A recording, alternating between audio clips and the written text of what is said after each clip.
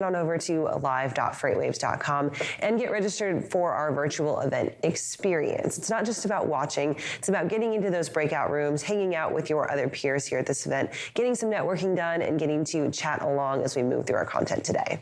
That's right. And once you do get registered, you will make yourself eligible for one of our giveaways, because we are doing giveaways every single day throughout this virtual event. And just registering on live.freightwaves.com will make you eligible for that. And as Kelly mentioned, this is a great way to start networking throughout these virtual events, because we will have some in-person events throughout the year, and that is where you can really start to hone in on some of those contacts that you make throughout this event and our future virtual events as well. Absolutely, Anthony. So as we mentioned, today is Maritime Day. What else do we have on the agenda coming up these next 3 days? Let's give the people a little bit of a preview. That's right. So not only do we have Maritime, we also have Automotive, which is going to be coming up a little bit later on as well. We're also going to be checking out tons of Maritime data today. And of course, throughout the week, we're going to get into some CPG and retail as well. So there is something here for everyone throughout the supply chain. Absolutely. So day 3, that's going to be Thursday, is the John Kingston Show. And we say that absolutely lovingly, talking about oil, gas, heavy industry, all of the above. So make sure that you're staying tuned all the way through the end of the week for that one. Today we're starting off Maritime though, and we've got a pretty good keynote on the way, as well as a decent line of scheduling up for the morning. So check out our keynote speaker for the morning. We've got Julian Van Erlich, who is talking all about what's going on fulfillment and logistics. He's from FabFitFun, which, I'm a pretty big fan of their boxes, so this should be a pretty interesting chat for that one. We'll also have a special edition of FreightWaves Now this morning, so that's going to come up just 30 minutes, but we will get you what you need to know for your morning. That's right. There's going to be tons of fireside chats that you can really kind of take away some information with throughout the day. As Katie mentioned, we'll have a segment of FreightWaves Now, and of course, there will be an announcement for today's prize winner once you do get virtually registered for our virtual event. And not only are we talking about these amazing fireside chats and our awesome keynotes, we'll also have some of our live shows inputted during our event this week. So we've got What the Truck, Put That Coffee Down, Loaded and Rolling, and With Sonar, all coming live to you today, tomorrow, and on Thursday. So lots to go ahead and stay tuned for. If you miss any of our content throughout these next few days, don't worry, because you can find it up online at freightwaves.com. Our incredibly talented editorial team will be writing those up. You can also catch them on demand after the event at tv.freightwaves.com. And Kaylee, we're also going to be hosting some of these fireside chats. Are you involved in any? Absolutely. So I've got one today, and then I'm hosting tomorrow's keynote speech. So make sure that you stay tuned for that. I'll be doing a fireside chat with Rosemary Coates on around nearshoring and reshoring, and really mostly nearshore or reshoring. So that's going to be a big topic, of course, throughout this entire year and years to come. And I'm excited about that one as well. Awesome, Anthony. Well, let's go ahead and get it kicked off. We've got 3 great days of content, starting off with our keynote speech on day 1, Maritime Day, and let's get right into it. Welcome to Global Supply Chain Week. Today, we are kicking off our retail day with Julian Van Erlich, the Senior Vice President of Supply Chain at FabFitFun. Welcome to Global Supply Chain Week, Julian. Great to be with you, Mary. I am very excited to jump into this. Normally, it's a nice break from the 3PL and cold chain content that I usually get to do. Retail was my first foray into logistics, so I'm really excited to get back to that. But before we get too far into it, let's get some background on you. Kind of, how did FabFitFun start, and where did you start with the company? FabFitFun has been around for about 15, 16 years, started as a newsletter. And our 3 founders eventually got into selling actual product that they felt would be very relevant to our female demographic. From there, the company exploded. And I was very fortunate to join about 3.5 years ago, just when we implemented our first WMS, when we got away from pen, paper, and spreadsheets. So it was a very exciting, explosive time when the company more than doubled in volume while I started, and then since my tenure here. I love that. That's, I've always seen that if you've spent more than 5 minutes on the internet as a female, you've gotten a FabFitFun ad sent to you. So it's, I did not even realize it had been around for 15 years. That is kind of shocking, because it just still feels like such a new company to me. So, well done, guys. You guys keep it fresh. It was well done, and the reason I joined is because my wife saw it advertised on the Housewives of Long Island, and I kept poo-pooing this thing for months and months until she convinced me, look at this box, look at this company, you've got to talk to them. After that, it was I love that. That is fantastic. Wives know best. It's fine. Since you guys did send that you meant since you guys said that you had started, start implementing your own WMS, we've seen a lot of companies kind of take control of their own fulfillment and their own warehousing solutions. That's something they would typically have outsourced to a 3PL or something like that. What do you think is the main factor driving these companies to kind of handle their own logistics and their own fulfillment services?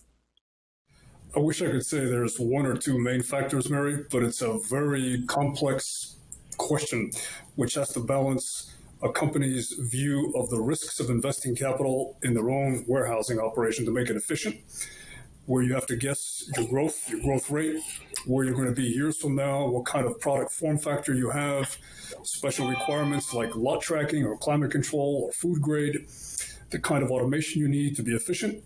And you've got to weigh those risks and your ability to forecast that against what a 3PL can offer, which could be multiple locations to start, less initial capital investment. However, they're going to want a profit margin. They're going to amortize any CapEx they make on your behalf. So you have to look at, does closeness to customer matter to me based on my product type? In our case, not so much, because we're a subscription box, which is somewhat unique. So we don't have to ship and deliver within 2 or 3 days, like some companies do. So it's really a balancing act that looks at these things, plus inbound logistics, outbound logistics, which ports do I have to spin up a planning and allocation team if I'm handling multiple warehouses. So there are many questions that come together. But what I will say is that in the last several years, the occupancy rates have really skyrocketed, vacancy rates have plummeted. Costs of warehousing have skyrocketed per square foot.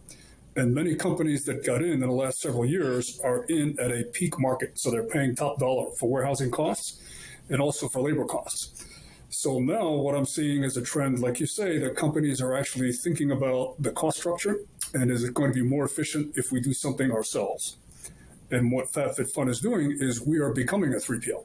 So we are actually, in addition to managing our own volume, we're bringing in clients, and we have some very well-known clients that if I mention their name, you would know who they are, that are actually joining us in our facility because we have tremendous capacity as well as excellent logistic rates across the country.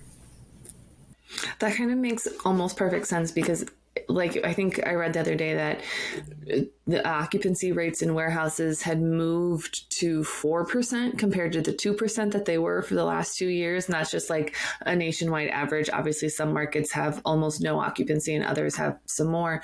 But that brings up a great point because if I'm looking to maybe go start warehousing somewhere and I'm looking at some of those partners that I can work with, at what point you kind of have to weigh that cost of, well, is it just cheaper for me to build my own warehouse and then have someone come in and use up the space that I'm not using so I can collect a revenue stream off that? Or is it more beneficial for me to pay a lot to not have to deal with any of it? But on the offside, you might be locked into like a 5-10 year deal. And as your business grows and evolves and changes, you might not have you might not have the same needs in that same market. That might not be a popular market for you anymore. So you might just be left with a warehouse that's not in the best location for you 5 years to 10 years later. So I think that I would expect to see more and more of that kind of as a lot of e-commerce takes off and, really gets going like it has been over the last few years. If you're a company that has a very good idea of your volume growth trends, what your product form factor looks like, where the product is coming from, and that you have enough volume and enough growth to support it, then you're probably going to lean into starting your own warehousing operation, whether it's one or more locations. But if there's uncertainty about your forecast on volume, the absolute volume you need to justify the space, the growth rate, the form factor, where you're going to be several years from now, then you may choose third-party fulfillment services to bridge you over that period of uncertainty, because there's a lot of capital involved. There's a lot of software and planning involved in managing multiple warehouses, inbound inventory, outbound inventory, dray from whichever port you're using to your warehouses. All these considerations come in. And right now, actually, volume is dropping. So our carriers are telling us that their volumes are significantly falling. And our area here, which is called the Inland Empire, the area around Los Angeles and east, south, and north of it, the vacancy rates are now rising. They dipped at 0.4%, some of the lowest in the country, and now they're going up to 1.1, 1.2%. And what's interesting is that the inflection point for cost per square foot of getting a warehouse was about 2.1, 2.2%. So when the vacancy rates dipped below that, prices skyrocketed to get into warehousing. My thinking is if they go back up into that range from the 1.2 where they are right now, which is actually 4 times higher vacancy than it was a couple quarters ago, if they go back up again, rates are going to come down for warehousing. Plus, there's a tremendous amount of warehousing being built in the area. So it's an interesting dynamic for people to watch as to whether they want to wait a while before they commit to a space. I think that is because, I mean, everyone had a knee-jerk reaction to build more warehouses and get more space for everything when we saw 100 plus ships waiting off the coast of LA and Long Beach. So everyone's very reactionary with good reason. Their reactionary measures was, oh, let's just build more warehouses and let's build more space to put things because we have nowhere to put things. But now that we don't have 100 ships sitting off the coast of LA and Long Beach, you're kind of like, well, we have all this warehouse space that we built. It's kind of almost a year too late, but it's done or it's almost done. So I would be very interested to see kind of how those costs and those occupancy rates go as we move into the rest of 2023 and we kind of continue the market correction course that we're on. I'm very excited about that. I didn't even think about that earlier. Today, you need binoculars to find a ship off the port of LA. It's a very different environment. I would say either binoculars, one of those like really long telescopes that they have in movies. Pirate telescopes. Yes. A little bit of color on the logistics side, Mary. So interesting point was back when COVID was starting to be a thing in late 20, when we looked at the logistics network out there and we were pretty much a one carrier company with a great rate. That's when we diversified our logistics. So we went direct with every major last mile carrier in the country. We balanced our national carriers so that we had multiple national carriers, every major last mile carrier. And that was a good decision that we made because we could get all of our shipments out on time and we had lower rates. We also looked at all of our product form factors and looked at anywhere that we were shipping air and optimized our carton sizes. We also optimized the dimensions of our cartons for each carrier's network. So for example, DHL has certain height restrictions. And if we want to do business with them, we want to be cognizant of the automation and what the requirements are for height. Same is true for Pitney.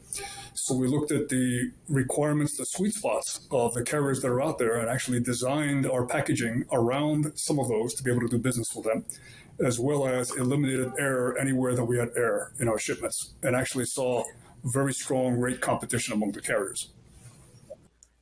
That is insanely intelligent. And I feel like that's something that a lot of people, especially as like, you know, e-commerce providers or e-commerce retailers move forward is because, you know, every time that you have a package that's outside of the automation, that means someone has to physically touch that package and move it, which means that your rates are going to go up.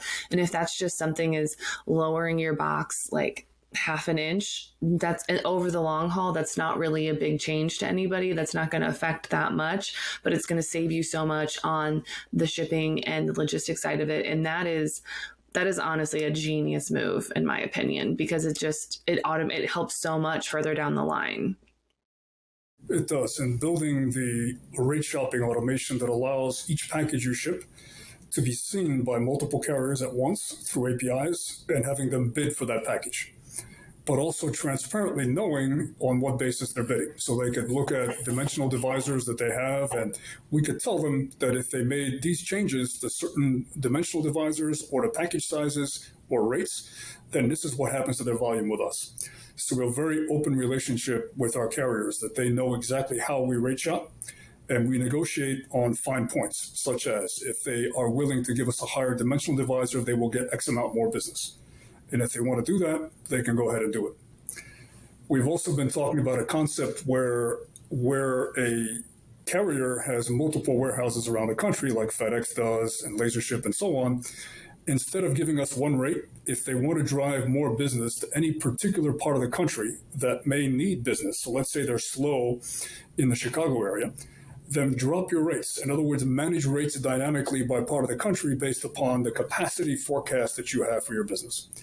So somewhere in the future, I think there's an opportunity to create more of a dynamic structure for freight rates, for carriers to be able to drive business to where they really want the business instead of one rate across the country.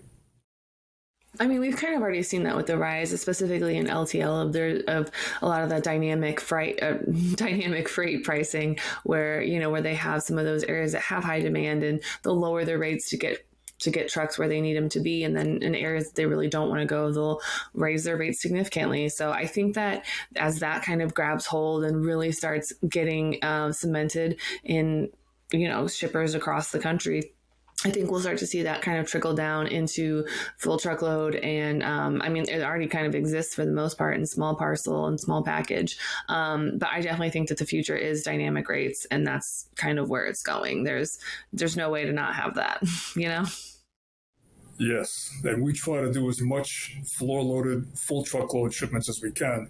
Fortunately, we have the volume that we can ship many, many trucks floor-loaded and full truckloads every day from our facility. And that's part of what we offer clients, is they can piggyback on our rates, which I have not seen better rates anywhere. And we can piggyback on those for our clients. I like that. Just a nice humble brag of, we do have the best rates. It's fine. You don't need to look any further. It's right here. I wish I could find lower rates. I feel like if anyone's going to, you might be the one to do it.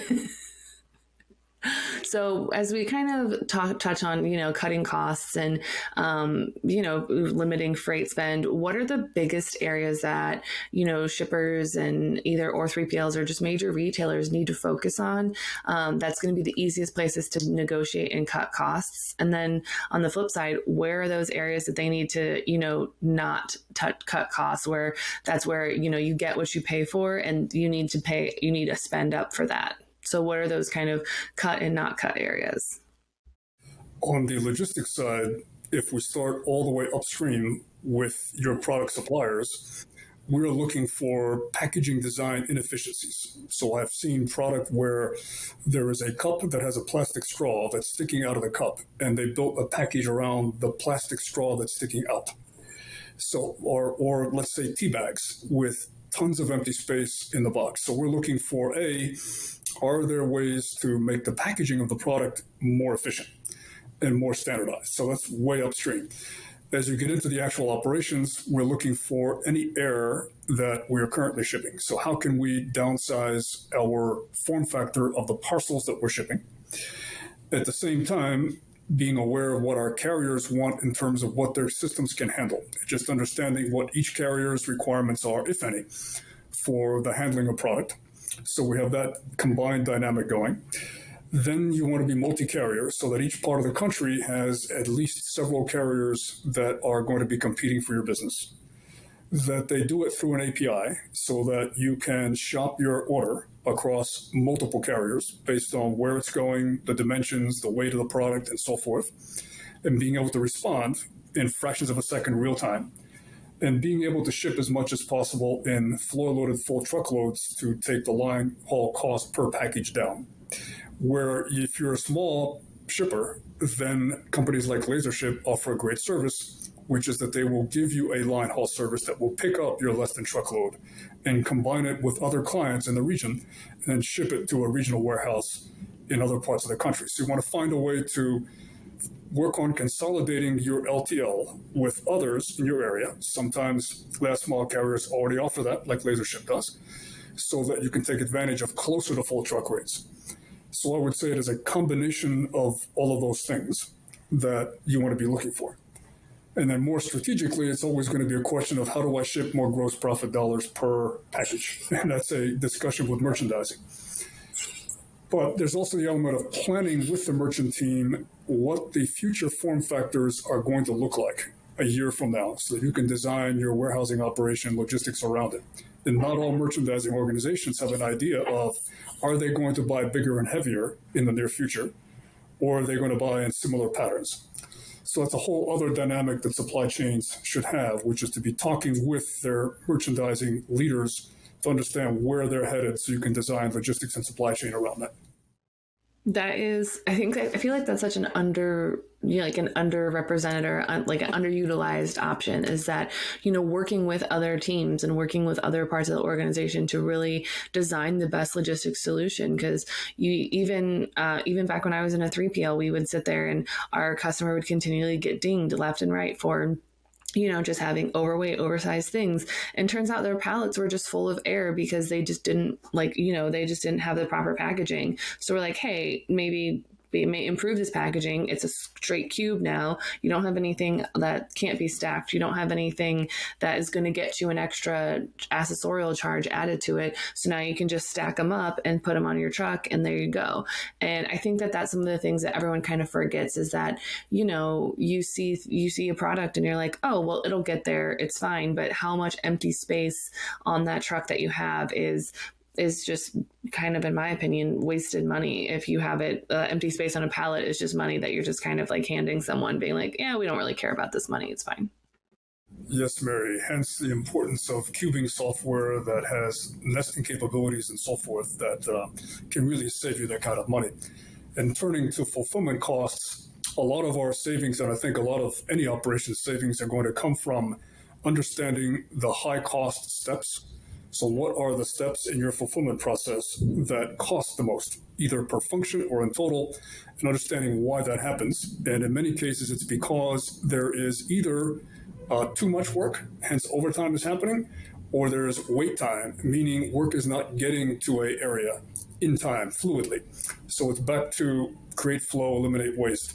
But literally building the warehouse management system visibility to every single step, especially the high cost steps, and being able to create flow so that you're eliminating overtime and you're constantly feeding productive work. And then looking at the steps themselves, where there might be some things that don't have to happen the way that they do. Why are the steps taking place? And we've been able to really consolidate some of our functions where steps were unnecessary that we were taking, and also building visibility so that we have a very constant, smooth flow across all of the assets and all the steps that we take. So that's enabled us to take our cost per order down by 2/3 in the face of a 36% labor cost increase, all through improvements like that. Not huge CapEx, some CapEx, but a lot of it is about visibility, flow, training, empowering the leadership in our warehouse that manages those functions, to give them the tools to be able to see upstream, downstream, and building a very collaborative team where the success is measured by our collective success, not just a particular function success. That is kind of almost like, first of all, the fact that you were still able to save versus such an aggressive labor cost increase. Bravo, well done. But that is, you guys are literally running on the most efficient way possible to do things model, which I love, because it's just, why waste time and money when you can just maximize with the resources that you have. And I feel like you guys have really locked into that and kind of doubled down on that and made that like kind of your main thing that you have, that you're running your logistics platform on. Another point that was pretty relevant in our success was the COVID period itself. That when COVID was becoming a problem in Asia, before it really became a problem in the States, we kind of bet on that it was going to be transmissible by air. And we invested early on in bipolar air ionization throughout the warehouse. So this is ions that are literally streamed out in the air, and they attach to viruses and bacteria in midair and break them up in minutes. And built negative air pressure systems, revised air conditioning to empty the air out of every room every 7 minutes, special filtration, basically betting on what could be a contagion early on. Yes, we spent a fair amount of money doing it, but it enabled us to attract temporary workforce staff because we have very high peak seasons where others could not, because of the fear that people had of working closely in a warehousing environment.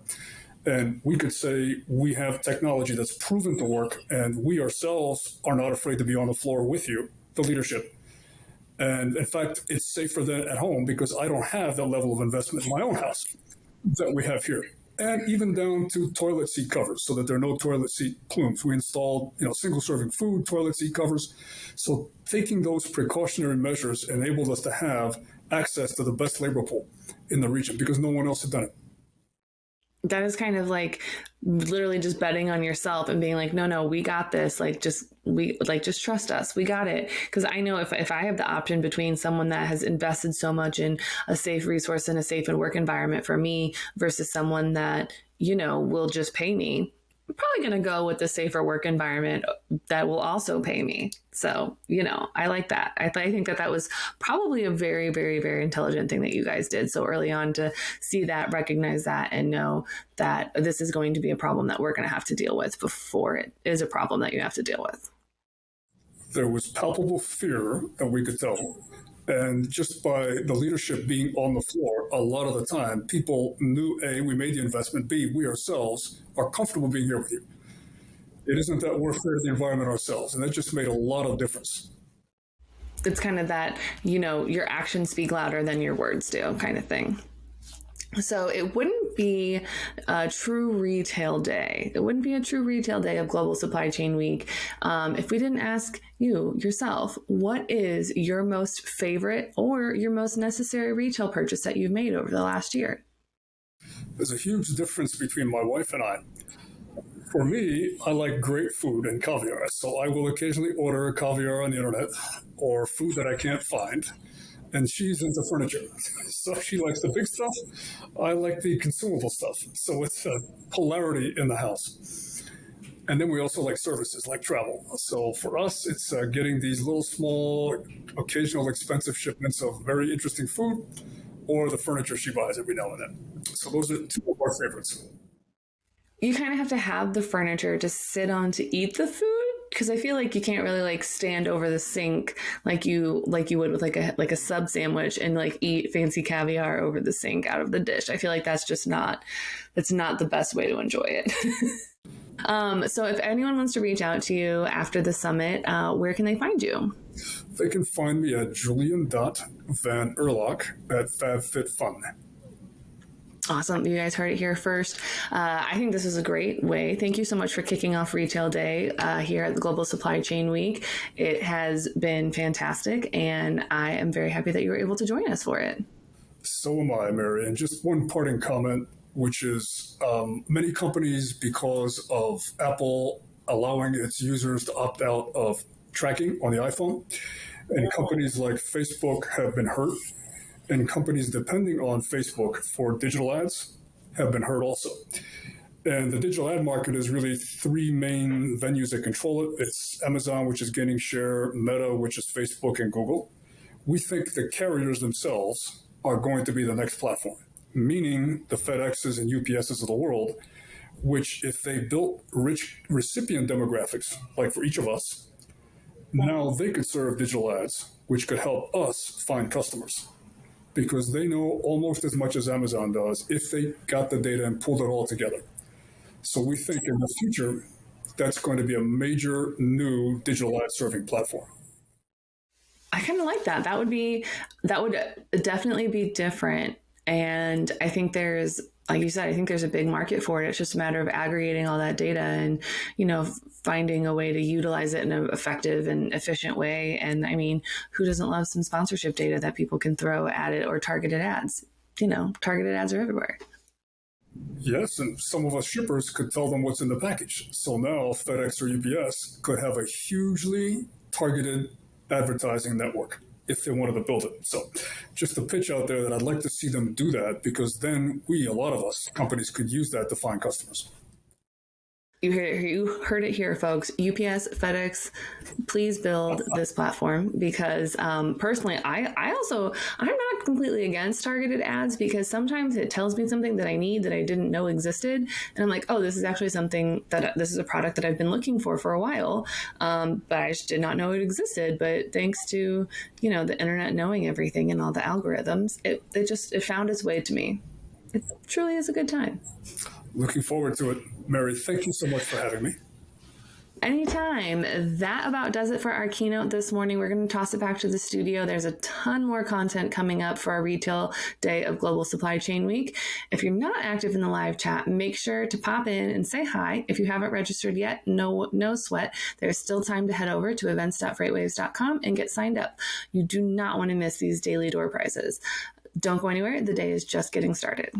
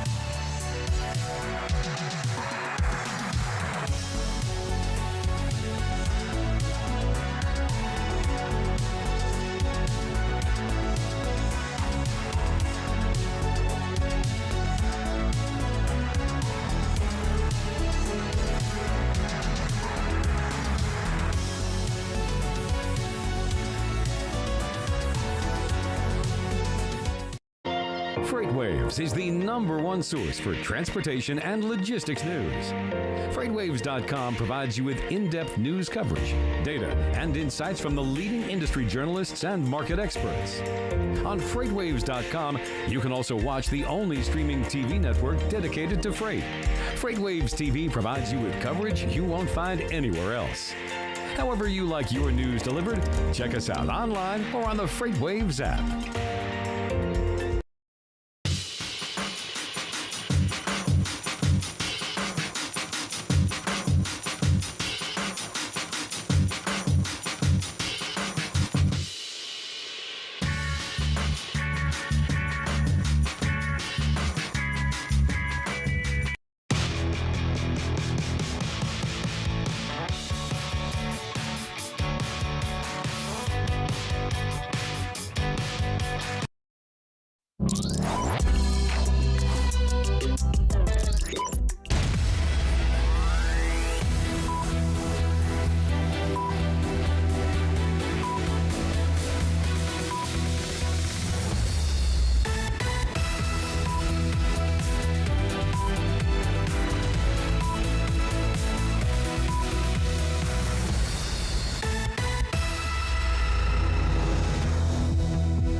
All right, everybody, good morning and welcome back. Welcome into this very special FreightWaves Now. It's part of our Global Supply Chain Week. I'm Kaylee Nix here with Anthony Smith. That's right, and this will be a shorter version of FreightWaves Now, but of course we're going to have a top story, we're going to have a carrier update, and we're going to have all the content just kind of shrunk down into a smaller format to keep you all informed. All right, and it's Maritime Day, which means that we're going to have a little bit of focus on the maritime industry. But first off, we're going to go to our top story this morning with Harris Lagon from Telegraph to talk a little bit about the intersection between maritime and intermodal right now. So Harris, thank you so much for joining us for FreightWaves Now on this Global Supply Chain Week. We are glad to have you. Great to be here. Thanks for having me, Anthony. Always good to see you as well.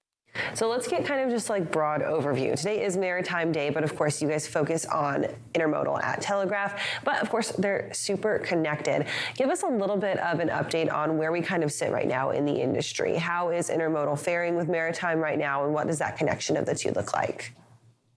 Yeah, great question, Kaylee. I think when we kind of look at the broader global system as it's working today, I think the really interesting thing is that congestion is way down at every port that you're seeing across the globe, especially here in the North American side of the business, whether you're going in the West Coast, the Gulf, or the East Coast.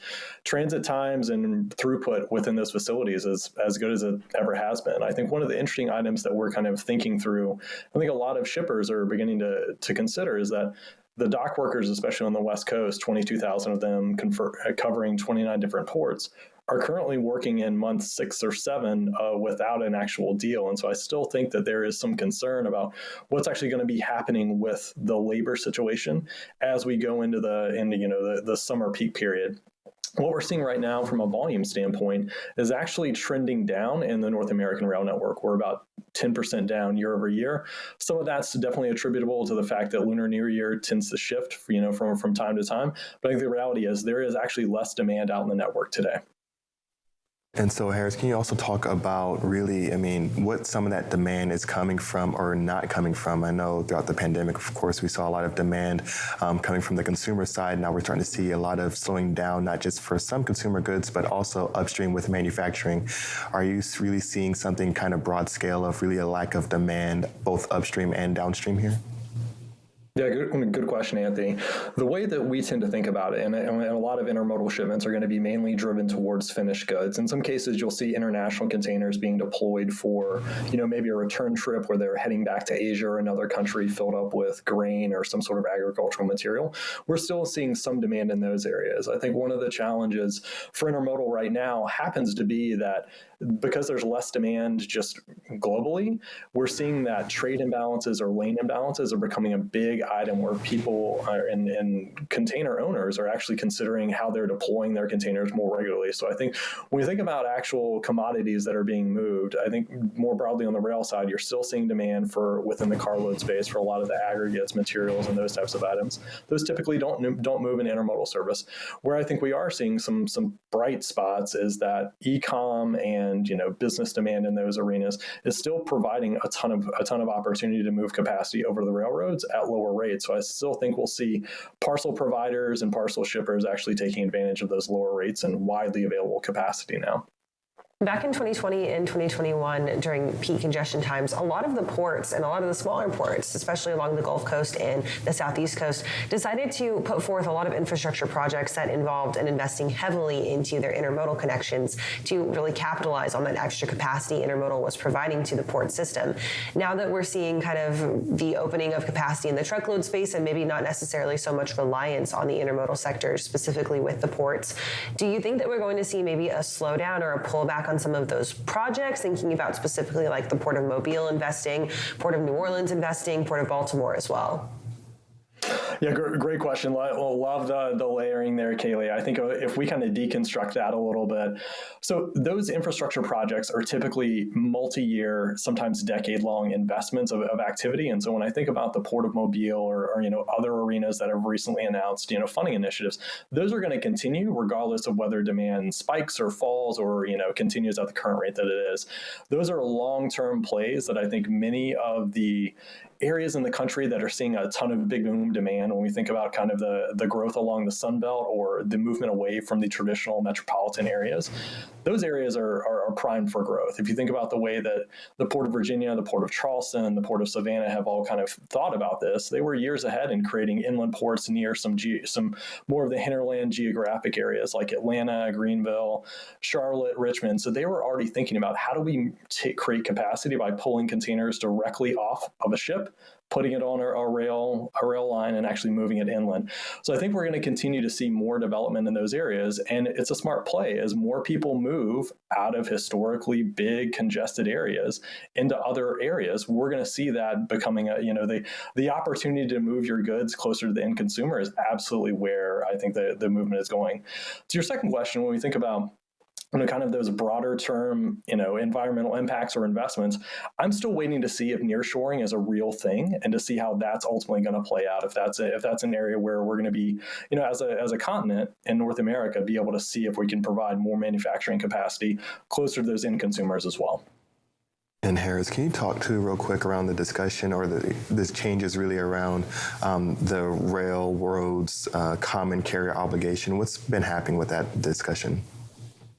Yeah, great question, Anthony. I think one of the things that we've all read about and I think has been pretty frequent in the headlines has been the discussion around what is the obligation of the railroads to carry hazardous materials. And I think one of the things that we get asked a lot and we always spend some time talking through is that the railroads have a federal obligation to accept and move any goods as long as they are reasonably tendered and appropriately marked for shipment.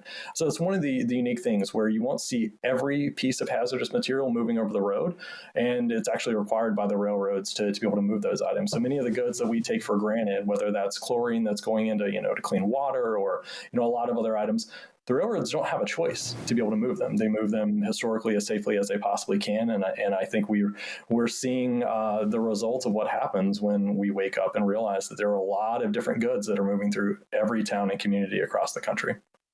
Absolutely. Well, Harris, thank you so much for joining us today. Obviously, it's crucial to talk about that intersection of maritime and intermodal. One necessarily doesn't work without the other here in the country. If people want to learn a little bit more about what's going on at Telegraph and get involved with you guys, get some visibility going on, where can they go to do that? Yeah, speaking of visibility, never been more important in maritime, rail, and everything else. If we can help with that, www.telegraph.io, and we'll go from there. Awesome, Harris. Thanks so much for your time today, and we'll check in with you again shortly. Good seeing you both. And of course, you can catch Harris with us monthly here on FreightWaves. Now he's got that regularly scheduled guest slot, always super impactful and insightful about what's going on in the rail space. That's right. And keeping us informed, we're going to go over to Dinah Gilbert and Tony Mulvey because we have our first and only carrier update of the morning.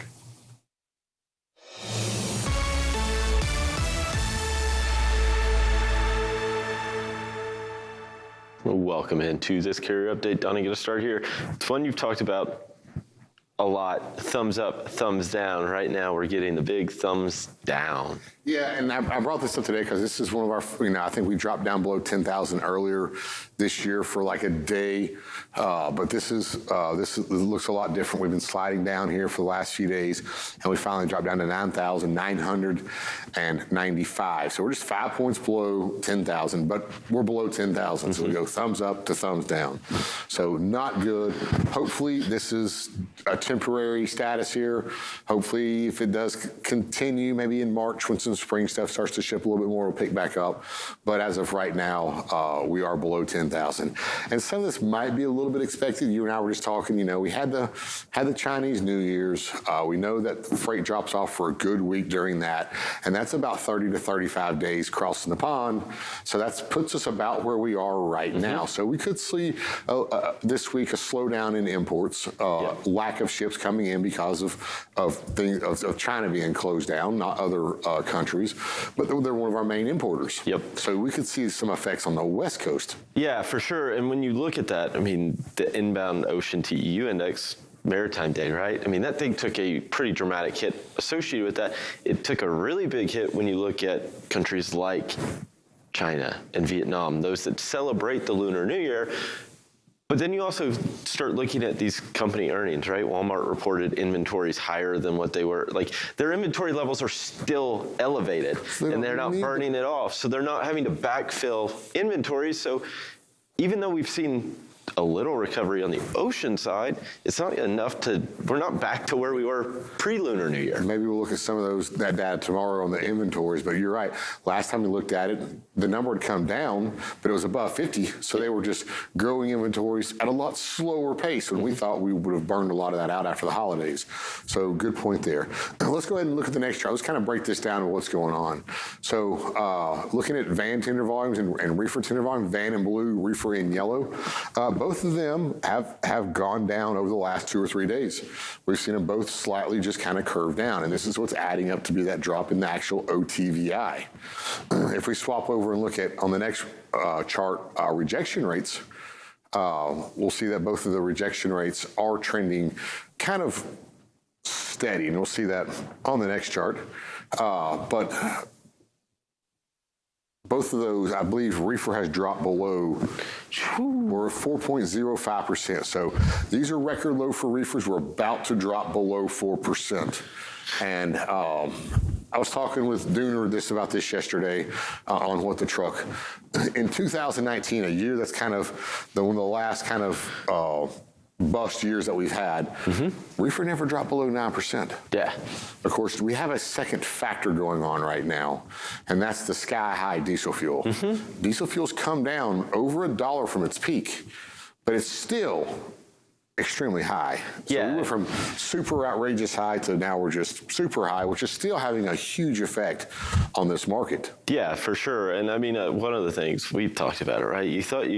We were hopeful that we would see some association with Valentine's Day with flowers, right?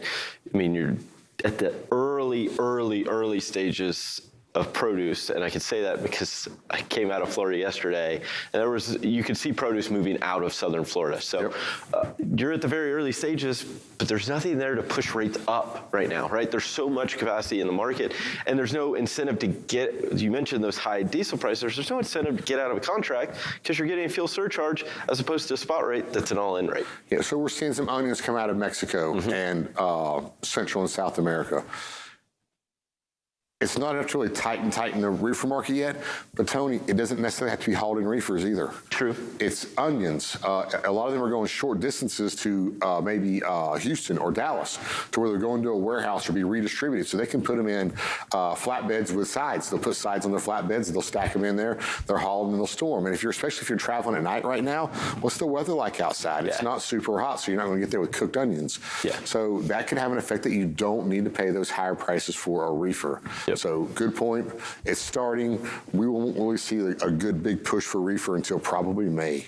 Yeah, so I mean, it's still some time, but it's one to pay attention to because, again, it moves kind of in this waves, right? It moves from this, like you mentioned, cross-border there out of Mexico into the border markets in Texas and Southern California always has produce coming out.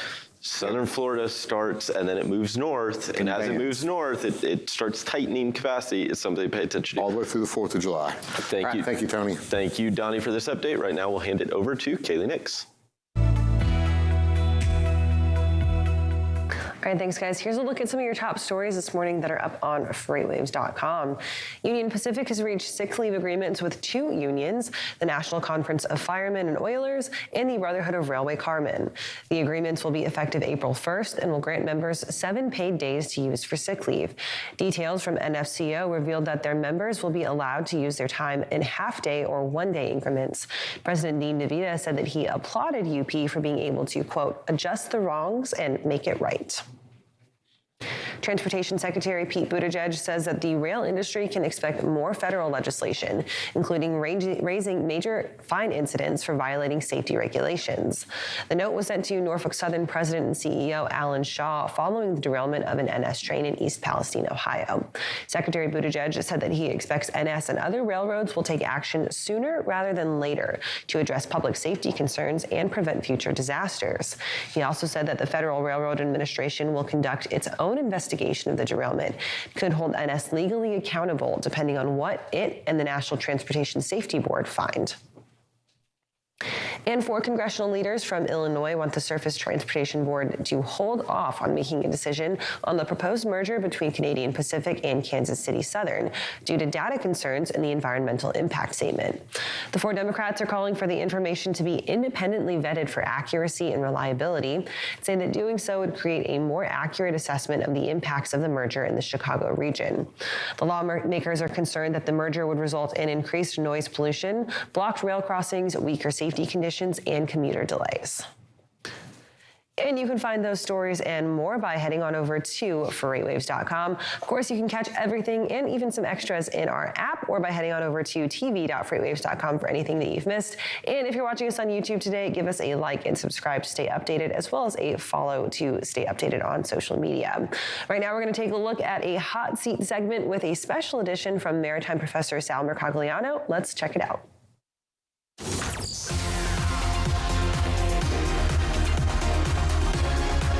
Welcome in once again to the hot seat, ladies and gentlemen. And when you get involved with fire, you better come prepared. And that's exactly what our guest has done today. Dr. Sal Mercogliano joins us from Bowie's Creek, North Carolina, in full gear. How are you, sir? I'm good, Bill. I'm not in full gear. I just brought the helmet for today. I just want to be prepared for when I get into the hot seat. So I thought I'd at least bring the helmet with me. You're definitely on point today, that is for sure. I've got 10 questions for you, sir. You ready? I'm ready to go. Let's go ahead. All right, first one, kind of always the same kind of question, but I want to throw it at you here anyway. In your opinion, what is the biggest problem in freight right now? I think the biggest problem from my perspective is, once again, appreciating the role that the mariners and the ocean plays in our supply chain logistics. I think we tend to focus on it when there's a problem and when there's an issue, and then when everything is rolling and moving along, we tend to forget about it quite a bit. And that's one of my key things, is to bring that to the attention of everybody all the time. Excellent point there. Number 2, this should be easy given what's behind you there as well. What is the best book that you have ever read that has helped you in the freight or the maritime freight industry there? And I see you probably have a lot to choose from. I do, and I'm going to go with one that I think everybody should read because I think it's probably one of the best, and that is Mark Levinson's The Box, which talks about the development of the container and how that very seamless invention created not by a shipping guy but by a truck driver by the name of Malcolm McLean revolutionized the way we move freight around the world. Excellent there. All right, so we know you've spent plenty of hours on a ship, and this is for those of us land lovers that maybe have never stepped onto a vessel. What's the best song to play on a ship on a long trip? And I'm guessing it's not The Wreck of the Edmund Fitzgerald. It's not. You really don't want to play that. I think the best song to play. I mean, the best song to play when you're going out is "Come Sail Away," I think, by Styx. But when you're coming back in, it's got to be anything associated with food and drink. So, "Cheeseburger in Paradise" from Buffett is always a good one, because that's a classic song of returning back to port and getting what you want. Gotcha. Great stuff there as well. What is the worst route you have ever had to endure on a ship? Oh, the worst voyage I ever had at all was heading down to, of all places, down into the Caribbean. We had to go between two hurricanes. And that was the first time I ever been on a ship that took a 51-degree roll. And that was probably the worst. And we were with a batch of smaller Navy warships, and we got it better than they did. But the minute a ship goes more than 45 degrees, it's easier to stand on the wall than it is on the floor. So I think that was the worst ride I ever had. Didn't sleep, didn't get a lot of kind of sack time at all during that time. I didn't eat much either. Gotcha. All right. So obviously you've been following everything that's been going on the West Coast right now. And of course, for the last several months, we've been going through labor talks with the ILWU. Give me your gut feeling. Obviously, earlier, late last year, we had rail go through similar negotiations. They ended up in Congress. This doesn't seem like it's going to end up there, although I could be wrong. What's your gut feeling about how this is going to end? I actually don't think it's going to end very well here in the short term. I think we're going to have issues here because I think labor's not in the driver's seat anymore. Now I think it's the PMA is in it, and we're already seeing some inclinations of that out of Oakland, and some shutouts and lockouts getting ready to happen. So I'm worried that since they didn't come to an agreement when everything was good for them to come to an agreement, that we may see a repeat of slowdowns as we did in 2014 and 2015, and then you're going to have the government intercede. Mm-hmm. We know you've got a great YouTube channel and what's going on with shipping. What's the best comment you've ever gotten on your YouTube channel? I think the best comment I get all the time is I really wish I had you as a professor. You make the most, I guess one of the best ones was you make the most boring topic interesting, and that to me is always a good one. So I'll go with that one. Gotcha. I love asking this question, but I'm especially like it because obviously I ask it mostly to truckers and to people who do a lot of traveling on land. But as far as on sea, what's the best meal you've ever had in a port of call, not in America, or maybe not to your native southeastern area? Oh, I was a firm advocate. Wherever you go, you eat the local food. I'm not one of those who likes to travel and eat at Pizza Hut overseas. So I love getting whatever's local. I would have to say eating probably some local dishes in Singapore, somewhere in the Far East. It was always good. And you would just get whatever they had. And I can't even tell you half the time what it was. It was always ordering what was recommended. And sometimes it's good not to know. Can I be clear? I think there was a time in Korea I ate some things I don't want to know what I ate. So probably better not always to ask details. Number 8, will we see an end to the alliances at the major shipping level? And if so, how will this be broken up? I think what you're going to see is to be on the lookout for is a split between Maersk and Mediterranean Shipping. They're in an agreement for another year or so.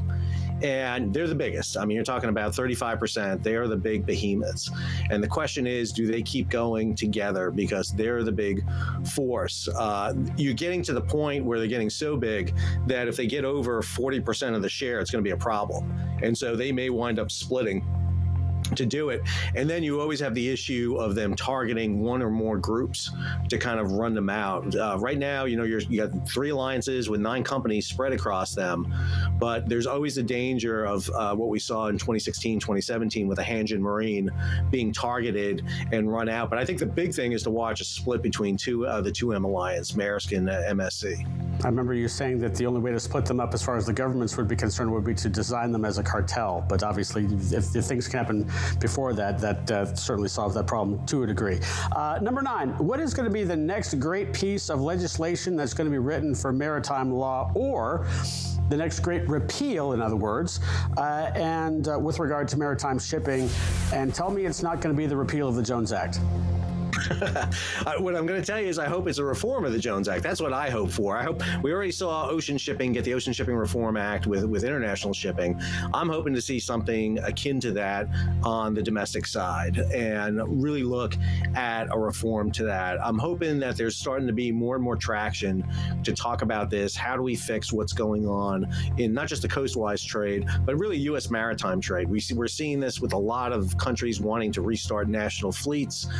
We see more competition now in the high seas, and I think there's an awakening to that.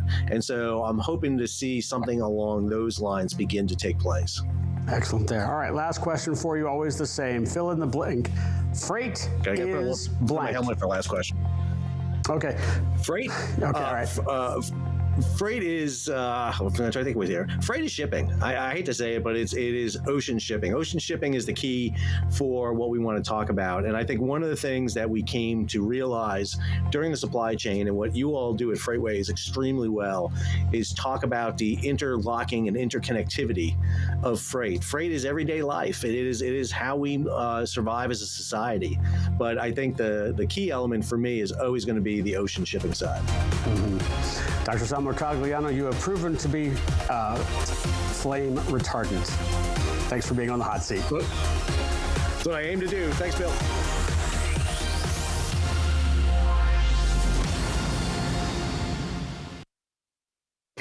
And of course, Dr. Mercogliano is a regular here for us on FreightWaves Now. So tune in to catch him chatting with Bill from everything about maritime to law to honestly some ocean history as well. That's right. The conversations are always amazing and insightful. And speaking about insight, let's take a look at the last 24 hours in the freight market, and we'll be right back.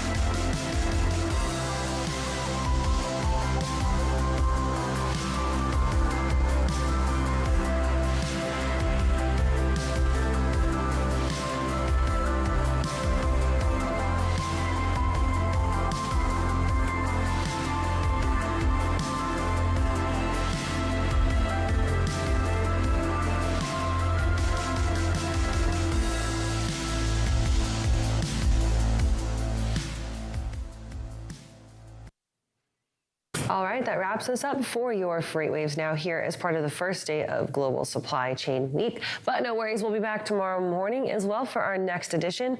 And then Friday, we'll have your full-on show, 2 hours starting live at 9 o'clock. That's right, but as you mentioned, this is Global Supply Chain Week, and there's tons more content coming up for you. And if you are watching on LinkedIn, we appreciate the view, and thank you so much for the support. But you can head on over to live.freightwaves.com, officially get registered, join in on the full virtual experience, and also make yourself eligible for one of our giveaways. And not only does going to live.freightwaves.com give you the opportunity to chat with your fellow conference attendees and get networking, you also have the chance, as Anthony mentioned, to win one of our awesome door prizes for the day.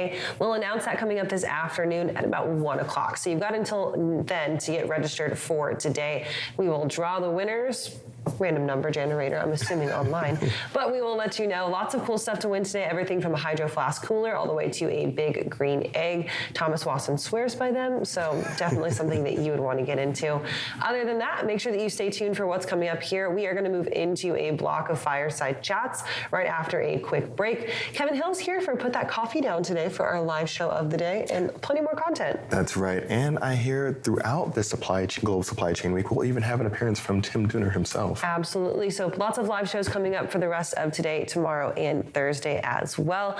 Plenty of content to watch. And Anthony, if people miss any of what's going on these next 3 days, where can they go to get it? That's right. So you can go to tv.freightwaves.com because all of this is going to be on demand. So if you miss anything, you want to watch anything over again, you can do that on demand. Absolutely. So we're going to go ahead and take a quick break, signing off from FreightWaves Now this morning. We'll be back in just a few minutes to get started with our next block of fireside chats, but we'll catch you for more FreightWaves Now on Friday.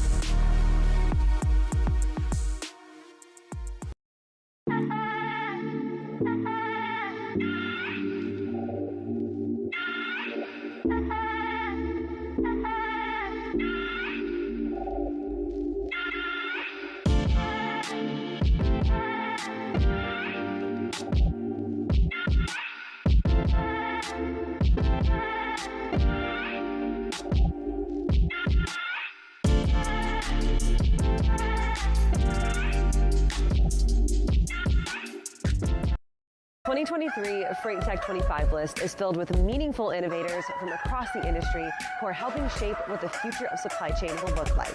Check out the full list of these companies and all the latest Freight Tech news at FreightWaves.com.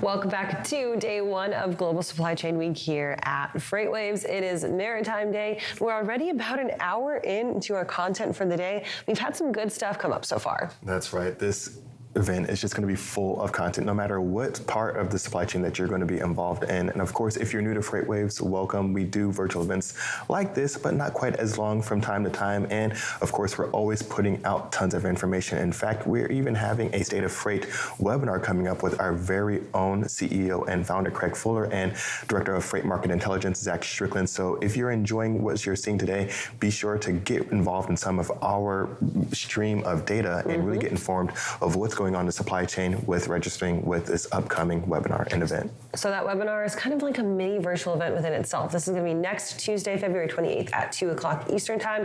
Head on over to FreightWaves.com, click the events tab to get registered for that. If you missed last month's webinar, it was a great one talking about kind of the current state of freight. You can catch that one again. It's going to be up on tv.freightwaves.com as well as with the rest of our content. We're about to move into our first block of fireside chats for the morning and some exciting stuff stuff coming up. Starting off with Lars Jensen, who is going to be here with Greg Miller, who is our, honestly, senior maritime writer. He writes so much about the maritime space. Anything insightful about maritime here on FreightWaves comes from Greg Miller, so he'll sit down with Lars Jensen. John Gallagher is going to be here with Peter Friedman to talk a little bit about what to expect along the waterfront. Anthony, I hear that you've got a fireside chat as well. That's right. I have a fireside chat with Rosemary Coates, who has a list of achievements and accolades that I think would take up the rest of the time if I mentioned them all. But she is amazing. We're going to be talking about reshoring in the U.S. and how that's all going to come about. And really, all of these fireside chats, all this content, we have to thank to our universal sponsor, of course, and that is Roadrunner. All right. Of course, these events don't go down without the help of our sponsors. So Roadrunner, thank you so much for being the sponsor for Global Supply Chain Week. Much appreciated. And head on over to FreightWaves.com to check out more about them. Anthony, I want to hear a little bit more about your fireside chat before we get started. Reshoring from an economist perspective, good or no? So one of the big things that we have to talk about is where we sit within the U.S., capital versus labor. Mm-hmm. And when we're looking at the U.S., we definitely specialize in capital-intensive operations. So being able to reshore those capital-intensive jobs makes a lot of sense, while some of those labor aspects may be a little bit more pricey. All right. Well, I'm interested to hear about the whole entire chat. And if you're watching us anywhere except live.freightwaves.com, well, head on over to that web address. Get registered for the full virtual event experience and get registered to also potentially win one of our door prizes for the day. We'll be drawing for those at the end of our program at about 1 o'clock this afternoon, so you've got until then to get registered. We're going to move into this first block of fireside chats with Greg Miller and Lars Jensen right now.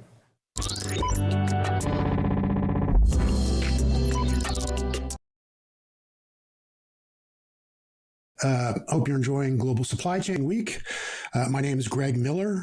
I'm a senior editor with FreightWaves and American Shipper.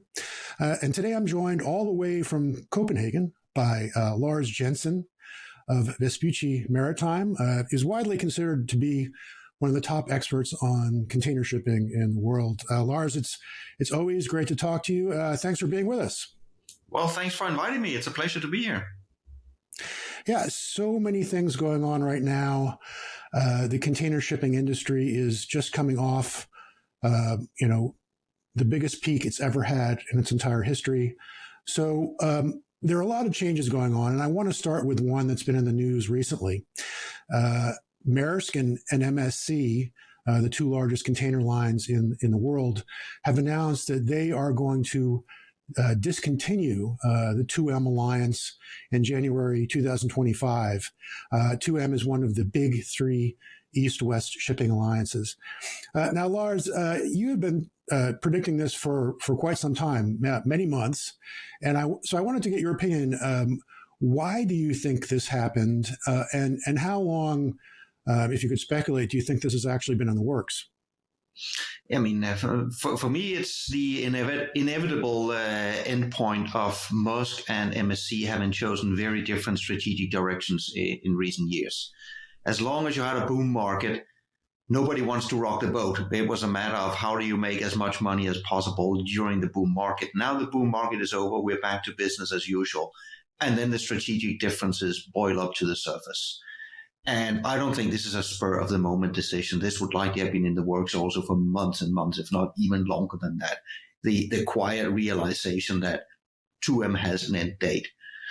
And you can say, yeah, they're formally announcing this is going to end in January 25 because according to the agreement document, they need to give 2 years of lead time. Realistically, I think this is going to happen sooner than that. To me, it's almost like you have two parties here who have agreed to divorce and say, by the way, we're going to divorce, but not until 2 years down the line. They're going to go out and find other friends already during 2023. And this is going to be a gradual dissolution that we'll see play out. Right. So, I mean, looking from the point of view of customers, especially if you were, have a long-term, multi-year contract with someone like Maersk, this is on the East-West trades. This is obviously something you're going to be focused on. When you look at the two carriers, MSC has been buying ships in the secondhand market like crazy since August of 2020. And they have by far the largest new build order book. So the speculation is that, MSC, if they add a couple vessel sharing agreements and slot sharing agreements, it seems like people are confident that they can stand on their own. Whereas Maersk has not really increased its fleet size over the last 3 years at all. And they have a very limited order book. And there's a lot more sort of questions about whether they can do it. I just saw a quote in Alpha Liner that they have said that they are not going to seek another alliance partner. But, what do you think about, the prospects of MSC and separately Maersk in being able to go it alone without becoming a part of some, actual official new alliance?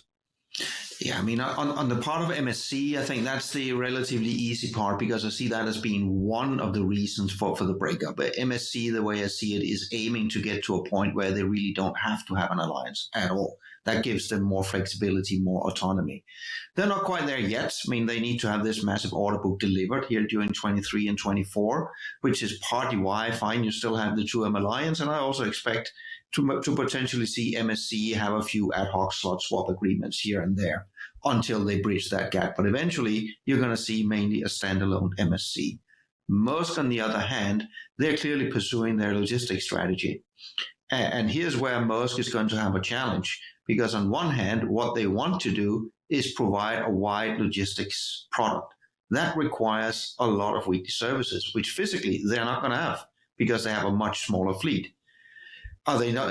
I know they're saying they're not going to go into a new alliance, but then again, these are shades of gray. You may say you're not in an alliance, but I would fully expect Maersk to pursue quite a number of different, also vessel sharing agreements, slot charter agreements with other partners to give them that range on the network. And I expect to see this cascade over to the two other alliances where the other carriers will be sitting in the headquarters right now, also contemplating, am I in the right alliance right now, or is this the time to shake things up? And I think the answer is going to be, it's the time to shake things up. So 2M is just the first domino to fall. Here during 23 into 24, we're likely going to see the other alliances become reshaped as well, because now the carriers find it's the right time. Also, in very, very broad strokes, I mean, by 2025, 2M will have turned 10 years of age. So now we're at the 8-year mark. The other alliances also 6, 7, 8 years, depending on how you count. And if you look back, you also had a period in the decade prior to 2M where you also had a fairly stable alliance setup, where you also had the well-known alliances back then of Grand Alliance, New World Alliance, CKYH, and what their names were. And they also lasted 6, 8, 9 years, depending on how you count. Then you had a couple of tumultuous years, and then everything settled down. It's the same phase we're going to go through now. Yeah, I mean, looking at the other two alliances, the alliance, I see it scheduled through 2030. Hapag-Lloyd, Yuanming, HMM. Ocean Alliance scheduled through 2027. COSCO, including OOCL, Evergreen, CMA, CGM. There's been some speculation that if Maersk was to find another partner, given its size, that the most likely person, the most likely carrier would be CMA. If that were to happen, or if, there were to be no additional alliance with Maersk, but the other alliances were to somehow break up, how do those dates work? I mean, how firm are those commitments to 2030 or 2027? And how has that worked in the past? Is it the case where the alliances can just split up and then you just have to get new regulatory approval? I mean, what's your thoughts on how that works? Yeah, I mean, the way I see that one is, I mean, these agreements are in there to basically protect alliance partners. If you have 3 carriers in an alliance, the one thing you don't want to see is one partner jump ship from one day to the next, because it will have huge impact on the other partners. But if you have 3 signatories to an agreement, and all 3 signatories then agree to do something different, then of course you can agree on an earlier date than what is written on that piece of paper, which to me also means that I don't think anybody should bet the farm that these are going to absolutely run to 27 or to 2030. Or for that matter, where I also started this, I don't see 2M effectively operate as 2M until January 25 and then suddenly dissolve. It's going to be a gradual dissolution, basically starting already now. All right. So one more question on alliances before we move on. From the point of view of the cargo shippers, there was a lot of talk during the boom that alliances were somehow responsible for the increase in rates, which the evidence seems contrary to that, given what's happened with rates since then. But there's people are looking at the breakup of 2M and thinking, oh, maybe MSC will go for market share and speculating what have you. But what do you think, practically speaking, what should shippers be expecting from in terms of the effect on the price they pay from the shakeup and the alliances that you see happening? First of all, I would caution shippers not to focus on alliance versus non-alliance as a link into whether rates are high or low. I don't see very much of a link between those two. As you were also alluding to, the extremely high rates that we saw had nothing to do with alliances or non-alliances, but everything to do with physical unavailability of vessels due to congestion. What shippers should then be expecting, or at least that is my expectation, is in the very short term here, 2023, you're going to see increased competitive pressure between some of the carriers, because when you have the whole setup in some sort of turmoil, you're going to have a couple of carriers, notably MSC and Costco, that are likely going to be the ones most to pursue market share. That will cause somewhat of a downright spiral on rate levels out there, at least for some of the carriers. But also be mindful, this is a temporary period. Once you then get on the other side of this, likely during 2024, the market will settle down again. My expectation is a standalone MSC and then potentially 3 new alliances. So we're going to end up in the same thing. And maybe also to add, I know that was not in your question, but to add, I have over the years come across sometimes the notion that at a headline level sounds intuitively right. The headline level be, if you ban the alliances, you would have more competition. And it sounds logical. Instead of 3 alliances, you have 9 carriers. But if you go beneath the hood on that, what you find is the exact opposite. Because what the alliances do is they provide that broad network. If you were to force most carriers to operate alone, in many cases, that would mean I might have, say, 1 Asia-Europe service per week. And rest assured, they would all do a service doing something like Shanghai to Hong Kong to Singapore to Rotterdam. So if you're shipping Shanghai to Rotterdam, excellent, you get more competition. But if you're shipping, say, Tianjin to Felixstowe, or if you're shipping from Vietnam to Antwerp, you are out of luck. You are unlikely to get a direct service anymore, or more to the point, instead of having 3 competitors, the 3 alliances on your port, you might find there's only one of the carriers doing exactly that. So you sit down and look at network dynamics. Splitting up the alliances and only having standalone carriers is to the detriment of the cargo owners out there. Yeah. Okay. So let's move on to another big topic here, which is new capacity. The carriers made a ton of money during the boom. So they spent a lot of money ordering new ships and chartering ships from other people that ordered ships. And so we have an order book that on an absolute TEU basis is the largest it's ever been. And it's just under 30% of the tonnage of the on-the-water fleet. Most of it is coming, towards the end of this year and next year. So in one giant wave. Before he left his job, the ex-CEO of Maersk, Søren Skou, has said on a couple of conference calls last year, it doesn't matter how much capacity exists in the world. What matters is the capacity that we have in service. So the idea being capacity management, blanking sailings, adjusting capacity to the demand. They've learned their lesson in the past. They showed in the second quarter of 2020, at the height of the COVID lockdowns, that they were able to do this very, very well.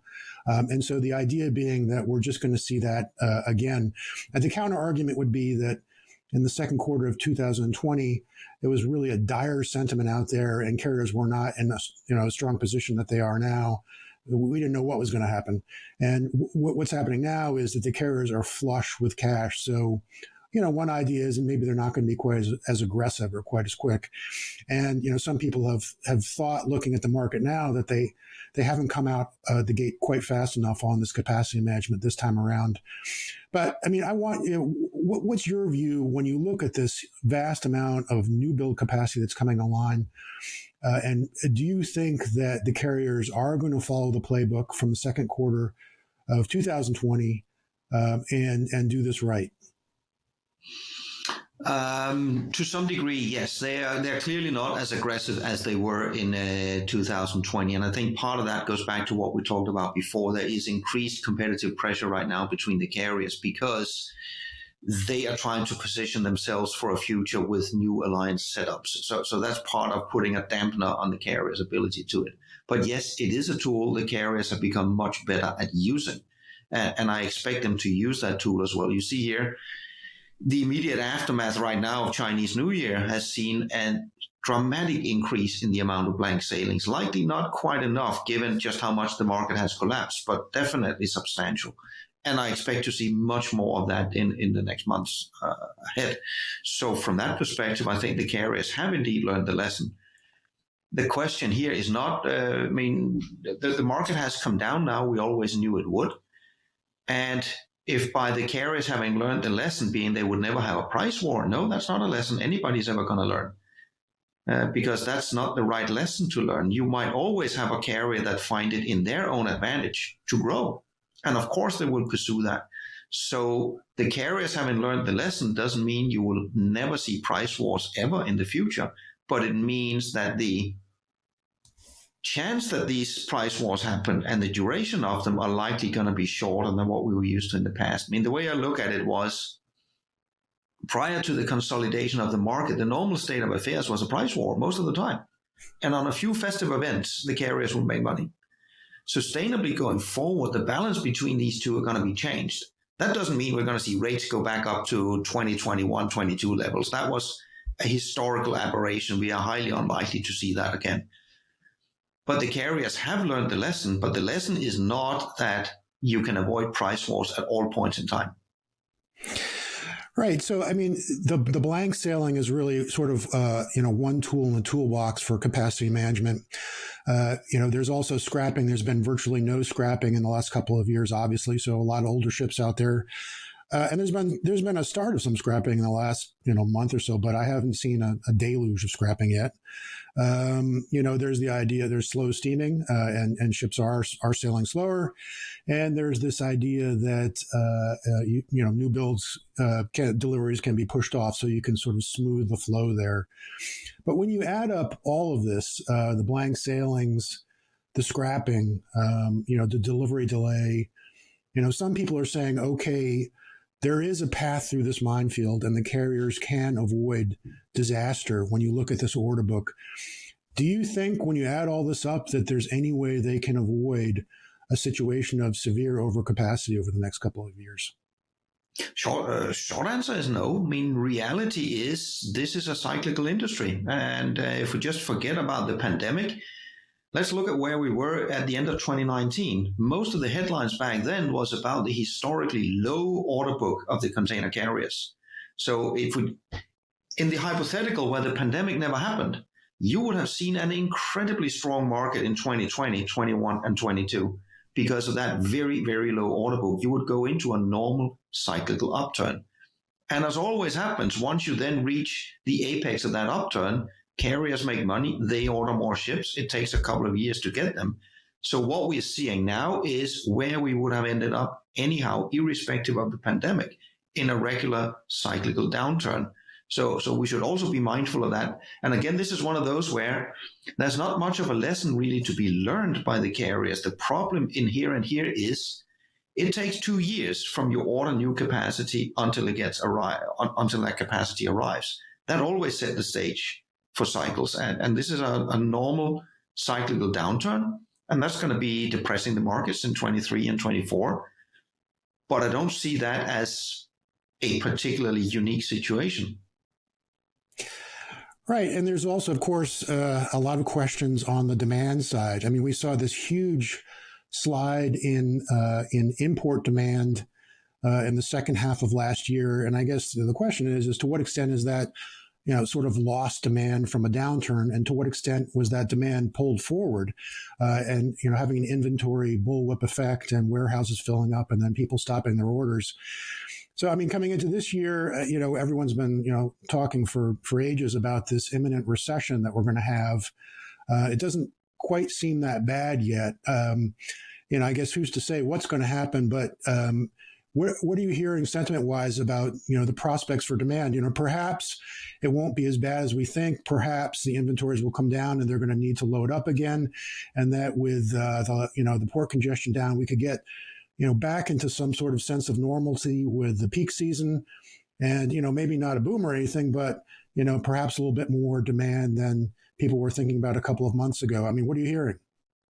Yeah, I mean, what I'm hearing out there for now, it is still majorly an inventory correction. And if you look at the numbers, we still have a huge part of inventory we need to whittle down. Keep in mind, the supply chain was 2 months longer than normal when it was bad last year, which also means that the inventories were 2 months larger than normal. That takes a while to whittle away. If you look at Asia to North American cargo, that dropped off a cliff in September. And that's based on origin, so on loading. So this really only impacts it on the import side once you get to November. The latest data from the US authorities show that retailers and manufacturers, their inventories at least stopped growing in November. The wholesalers still had growing inventories in November, despite demand dropping off a cliff 2 months earlier. So that tells us you still have this contraction in the supply chain that's overfeeding the inventories. We're not through that cycle yet. We're likely going to be in this cycle at least for all of Q1 2023. Then we get to the point where once you're through an inventory correction, at some point in time, you're going to get a surge of cargo on the backside to get back up to normal operation. The large unknown is that going to happen immediately after whittling down the inventories? That would be a positive scenario. Then this would call for a strong peak season 23. You will see that come through in May, June, and July. But that hinges on the economy keep chugging along and customers continuing to buy. If you're heading into a deeper recession that some fear, you're not going to see that boom in peak season. Then you're going to see 2023 be in the doldrums. You're not going to see that peak until the lead up to Chinese New Year 24. But that hinges on the strength of the economy and whether the consumers keep spending or they begin to retract. Yeah, and all this comes down to rates. I mean, we've seen the spot rates, fall sharply from very, very high peaks. Contract rates have remained very high. There's a question as to, if looking at the Trans-Pacific contracts that were signed last year, there's a question, different carriers are saying different things. Some are saying that they've agreed to renegotiate those lowers in trades where the spot market is far below contract, and other carriers are giving a different story that they're holding. Looking at the contract has been particularly important to the profitability of the carriers. What do you think as far as how well the previous annual contracts have held?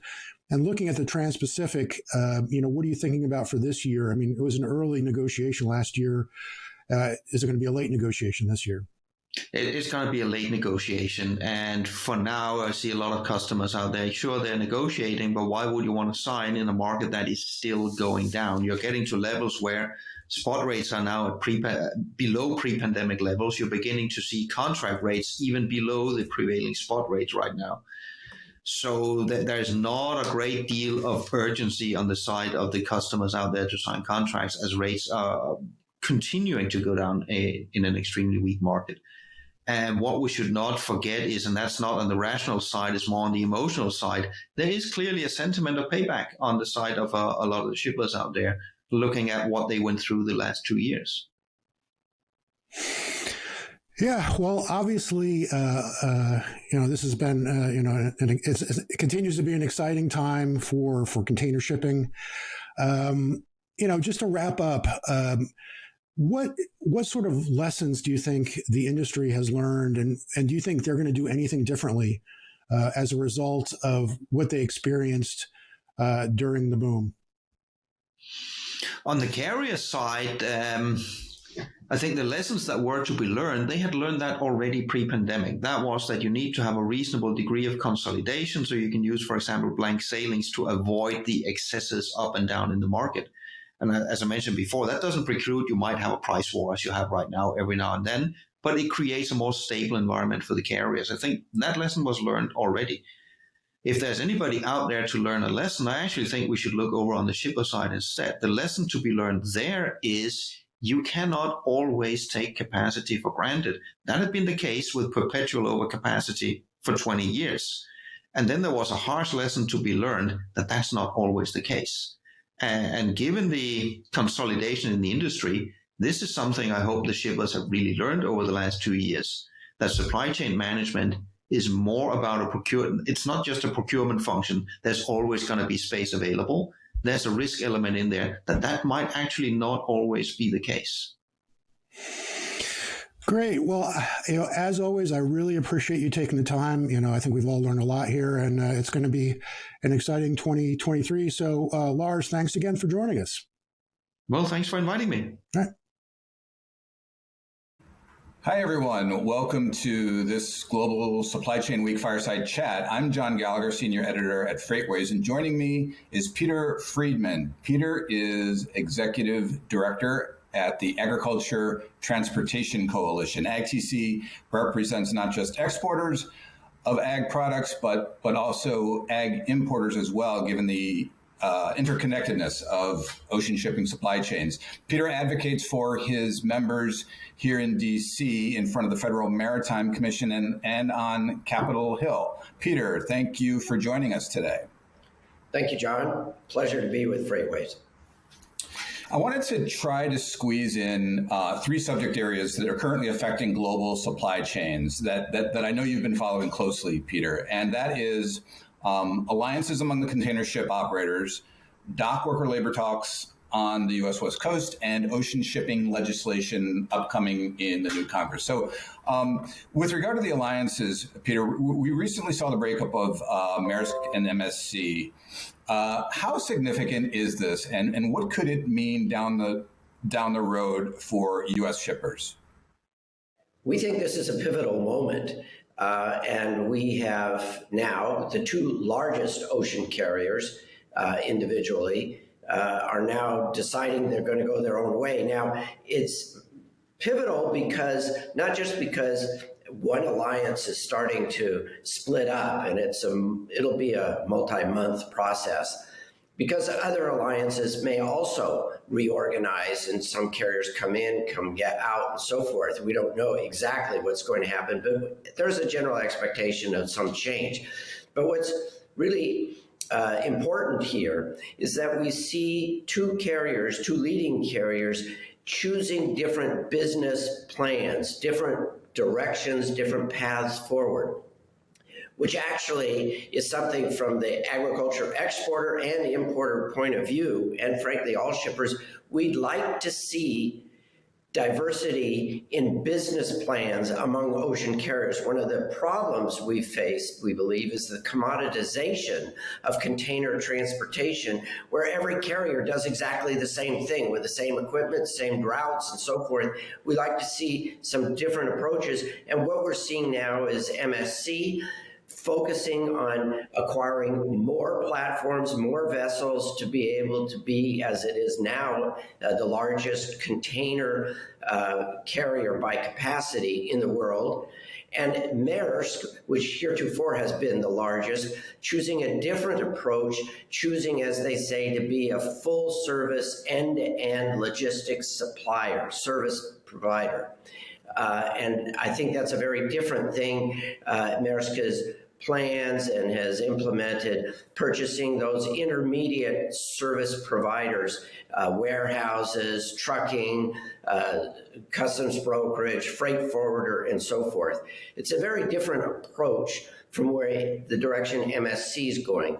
And frankly, I'm excited to see two different approaches by these two mega carriers. And finally, we now have, at this point now, we have one ocean carrier that will be larger than an alliance as we can see the MSC continues to grow, and maybe some of the other alliances begin to maybe shrink a little bit or diversify a bit. Very important change now, and we'll see what happens over the coming few years, but I think it's going to happen quickly, the change.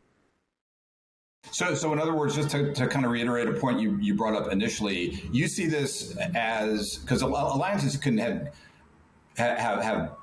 their benefits and they have their issues. So and the opposite is true as well. So in other words, but it sounds like, Peter, what you're saying is, in terms of your shipper members, you see this more as a benefit because it basically, you're saying as another player, so to speak, to work with in the industry versus in alliance. We also like to see individual carriers liberated to make their own decisions. For example, Portland, Oregon, the Columbia River did not have container traffic for a number of years until, with the supply chain crisis and the need for additional capacity, MSC on their own put a vessel in without doing that with its alliance partner, Maersk. We've seen that elsewhere too. When Hapag-Lloyd stopped a service that went from Oakland and the U.S. West Coast to the Mediterranean to Europe, very important for agriculture exports, for the nuts and so forth. MSC on their own has maintained and expanded that service. So we're seeing that when a carrier does not have to check with its alliance partners on whether to implement a service, that we can get more services. And it may not be an 18,000 TEU ship, which is fine for agriculture exporters and importers, believe me. 12,000 TEUs, 8,000 TEUs more frequently in more different ports of call is an advantage. We like to see that, and we like to see more independent action by individual ocean carriers to make decisions, business decisions, for their own benefit and without consultation with what should be their competitors, but who are their alliance partners. Gotcha. Interesting, interesting perspective on that. So switching gears to the West Coast labor situation, Peter, the union representing the 15,000 or so dock workers on at LA Long Beach, Portland, Seattle, and the other ports on the West Coast have been working without a new contract with the container terminal operators it's been since last July.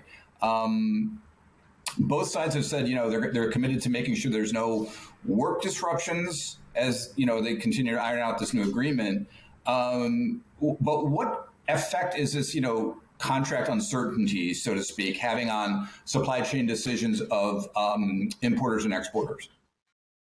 First of all, my impression, even back in June, when some people out, whether in the media or in the business world, were ready to jump off of the buildings because they thought without a contract extension after the previous contract expired on June 30th, 2022, that there would be massive disruption there, because what happens without a contract is that the no strike provisions don't exist anymore, and the no lockout provisions do not exist anymore. So conceptually, there could be a strike, there could be a lockout, there could be a shutdown. In fact, I never felt in my conversations with the leadership of the ILWU or the terminal operators, PMA, that either side was hankering to create massive disruption on the West Coast. I think both sides were cognizant of the impact of the continuing shift of import volumes, market share from the West Coast to the East Coast. I think they both understood the fragility of the leadership of the West Coast in terms of cargo volumes. Now, they have issues that still are to be resolved, jurisdictional between the Longshoremen's Union, ILWU, and the machinists, automation issues, which we've known have been discussed for quite a while. But I don't think either side really want to shut down the West Coast. But there have been from time to time, an hour here, a couple hours there, one half of a day somewhere else, there has been some disruption, but overall it's been smooth sailing. However, there is uncertainty. And you can bet the East Coast ports are certainly emphasizing when they're marketing their ports, their terminals, and their services to a major importer or exporter of agriculture or anything for building a facility, a new cold storage warehouse, a transload facility, other manufacturing, nearby manufacturing, nearby storage facilities, and so forth. These things cost multi-millions of dollars by importers and exporters to invest, as well as the actual cold storage companies and so forth. And when they are making those investments, they have to consider all matters, including any uncertainty. Uncertainty is the enemy of an investment. And uncertainty will create a desire to either delay an investment or put an investment somewhere where there's less uncertainty. So if you're in a boardroom in Chicago, in New York, in Kansas City, in places where these decisions, these multi-million dollar investment decisions are made, that's one factor, is the uncertainty of the labor situation. Now, we're pleased that there has not been disruption. And in my view, I don't expect a major disruption on the West Coast. But bit by bit, this uncertainty continues and investment decisions have to be made. The capital is raised, and they got to deploy the capital, and they're going to deploy it where there's less uncertainty. And that means if they're putting a multi-million-dollar transload facility, cold storage facility in a port, say on the East Coast, that's where the cargo is going to go. You don't suddenly pick up a multi-million-dollar facility and move it across the country to another port. It takes years to get through the permitting, financing, and once those investments are made, that kind of locks in that trade route, that distribution network to that place where that investment's made. And we're seeing some decisions being made to put those investments at East Coast and Gulf Coast ports, with one factor being the uncertainty, what's going to happen on the West Coast. So that can also, on that point, that could also be damaging to West Coast ports and benefiting to East Coast ports too. The ports themselves, I'm saying, not just the. Right. No, it absolutely impacts and it impacts the distribution for agriculture, for example. Our largest markets for U.S. agriculture exports, by far, is Asia Pacific. U.S. agriculture moves all over the world, but Asia Pacific is the biggest market. And U.S. agriculture products are not semiconductors and flat screen TVs and high-end suits and ties and shirts and shoes, running shoes. Our agriculture exports, the volume, soybeans, hay, compressed hay cubes, almonds, even the meat and so forth, which is relatively higher value, is low value compared to what we import into this country. It needs to go in the most cost-efficient method and manner possible to our Asia Pacific customers. That means if you're coming from the U.S. Midwest or the U.S. West Coast, where so much is origin anyway, Idaho, Washington, Oregon, California, Utah, that needs to go the direct way through West Coast ports to those Asia Pacific markets, Korea, Japan, China, Vietnam, increasingly.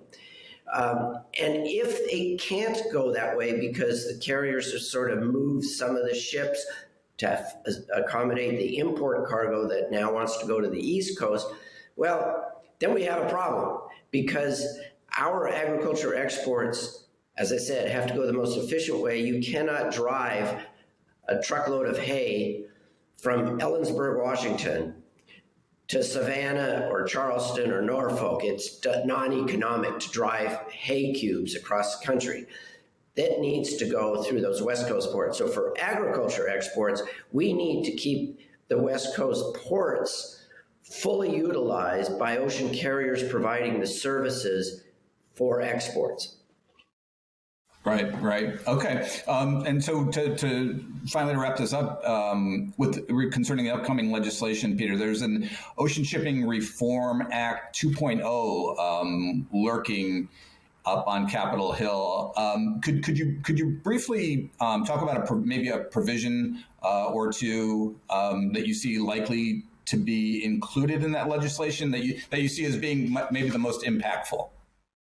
Yeah, it certainly can. Look at when we initially sought the original Ocean Shipping Reform Act, and initially we went to key players, including Congressman Garamendi of California and Congressman Johnson of South Dakota, Republican and Democrat.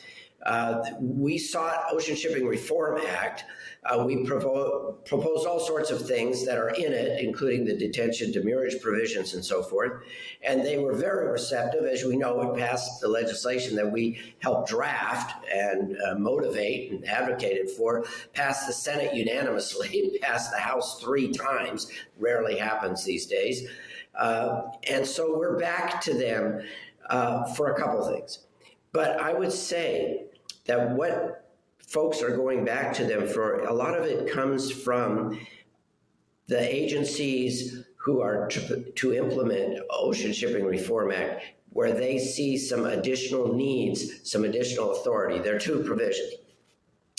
One of them addresses alliances or carrier agreements. Under the Ocean Shipping Act that's been in place since 1984, when ocean carriers decide to form an alliance or other agreement amongst them, it goes into effect immediately or within 30 days. The FMC cannot stop it, regardless of what it says. As long as they file it at the FMC, it's effective. It doesn't matter whether it's a good agreement, bad agreement, pro-competition, bad for the U.S. economy, good for the U.S. economy. It just goes in effect. The FMC can't stop it unless the FMC marshals its resources and goes to federal court to get an injunction, convince a judge who knows nothing about ocean transportation, convinces them to enjoin that agreement. Very difficult to accomplish, never accomplished, and not even pursued since 1984. Very difficult. So there is a provision of this OSHA 2, as somebody's called it, that Johnson and Garamendi are doing, that has been proposed by, frankly, more from the government side than from the private sector. But it would give the FMC the authority to stop such an agreement upon filing, stop it, and then force the ocean carriers to go convince a federal court to let it go into effect. That could be momentous. And again, that is primarily being advocated by a lot of the thought leaders in the administration, in the federal government right now. The other element would reflects general congressional concern about the role of China in spying on U.S.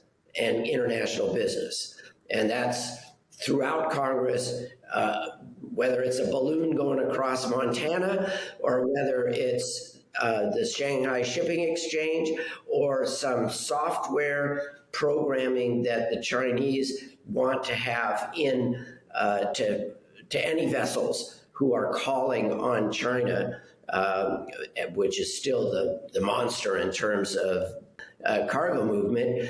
And they're trying, it is believed that the Chinese government is trying to insert this software into a lot of places we don't want it to be, where they gain visibility into our economy and our government that we don't want. So this legislation would limit that.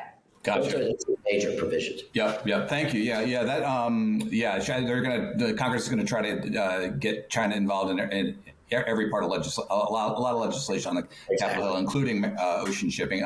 So I will end it there, Peter. I know we tried to pack in a lot. We could discuss a lot further, but that was some really good insight in a short amount of time. So thanks again for taking time to provide your insights today.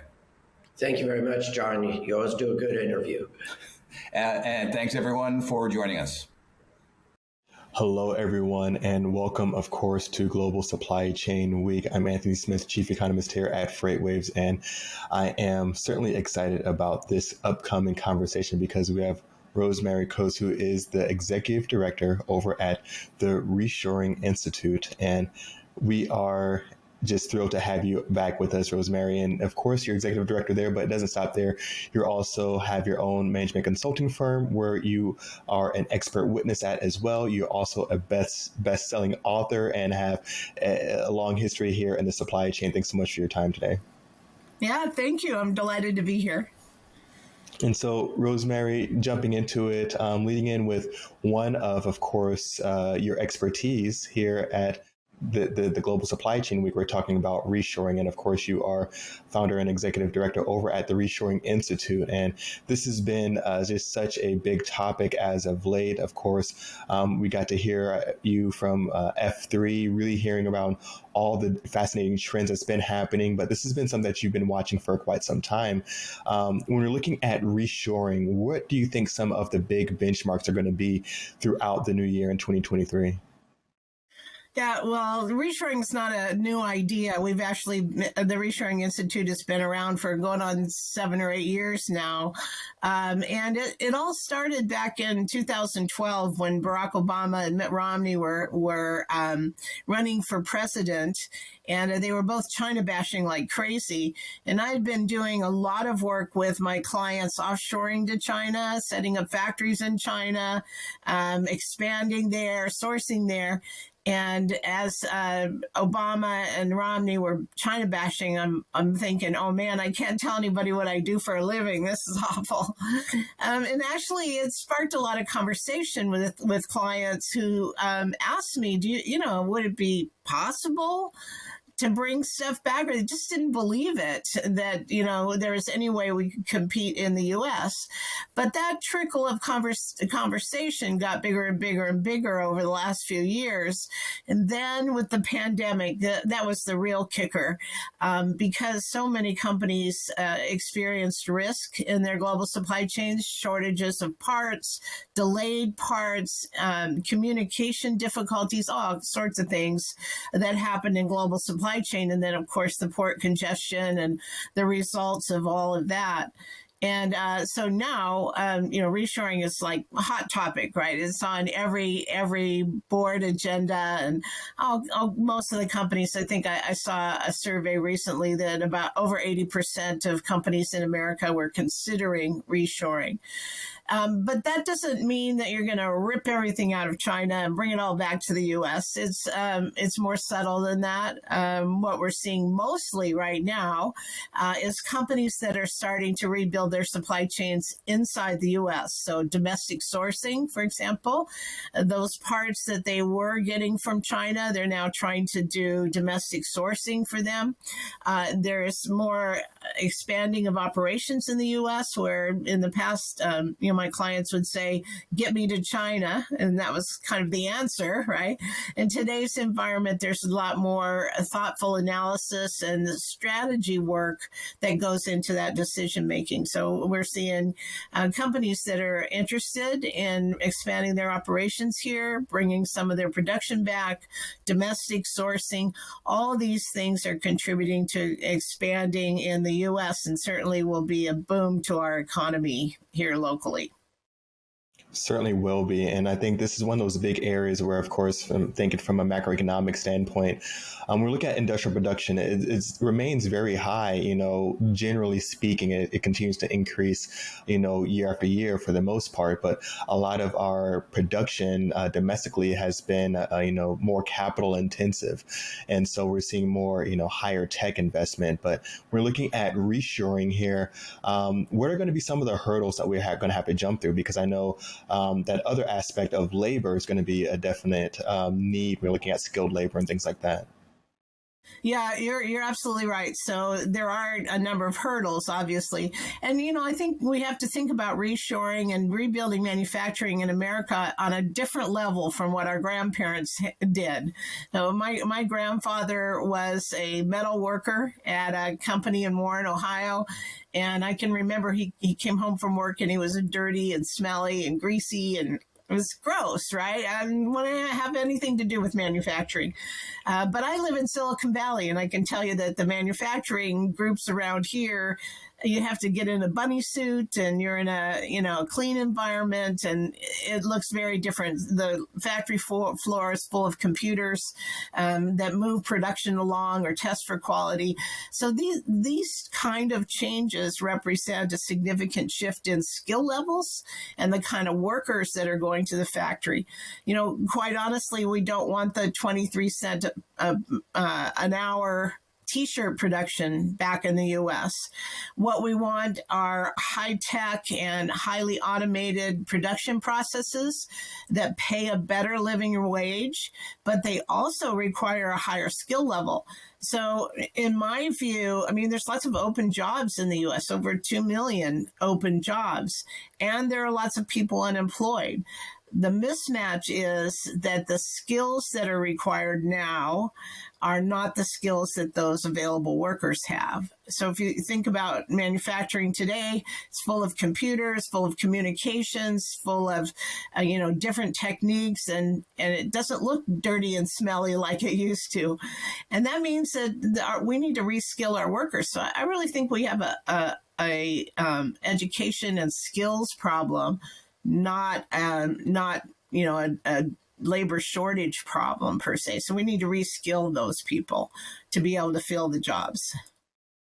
Definitely. And I think a big part of that, is really where there's been so much emphasis put on, kids in high school on, which majors to pursue, how to go about it. Then there's this huge, of course, MBA boom. And then, now there's a computer science boom, which both very much needed. But like you said, we get this skills mismatch here. When we're looking at, like you said, definitely that need for that high-tech type of manufacturing and reshoring. There's been this conversation, of course, around nearshoring as well. That a lot of folks are kind of looking at as maybe like a stopgap, and really almost seeing as this is just the first step to reshoring. But what are going to be some of the differences here and really the advantages for reshoring instead of nearshoring? Yeah, so, reshoring, obviously, lots of our clients are interested in going to Mexico. So we just finished a study where we compared labor rates in 12 countries around the world. And China, surprisingly, is right in the middle of the pack now. It can't be considered a low-cost country anymore. The labor rates are too high, and so are the operational costs. But on the low end, what's shifted on the low end is now India, Vietnam, and Mexico are on the very low end. That study's available on our website at reshoringinstitute.org. But what we're seeing is a lot of companies that are interested in Mexico, which we would call nearshoring, because the labor rates are low, the capacity is pretty good, and you don't have to wait for your container for 2 months in the harbor in Los Angeles. You can just drive across the border. And then with the USMCA, a lot of those goods coming from Mexico come in under USMCA duty free if they qualify. So, there are a lot of advantages to Mexico. The problem with Mexico is it's not America. And if we were really sincerely interested in rebuilding the economy in America and rebuilding manufacturing in America, you have to establish your operations here.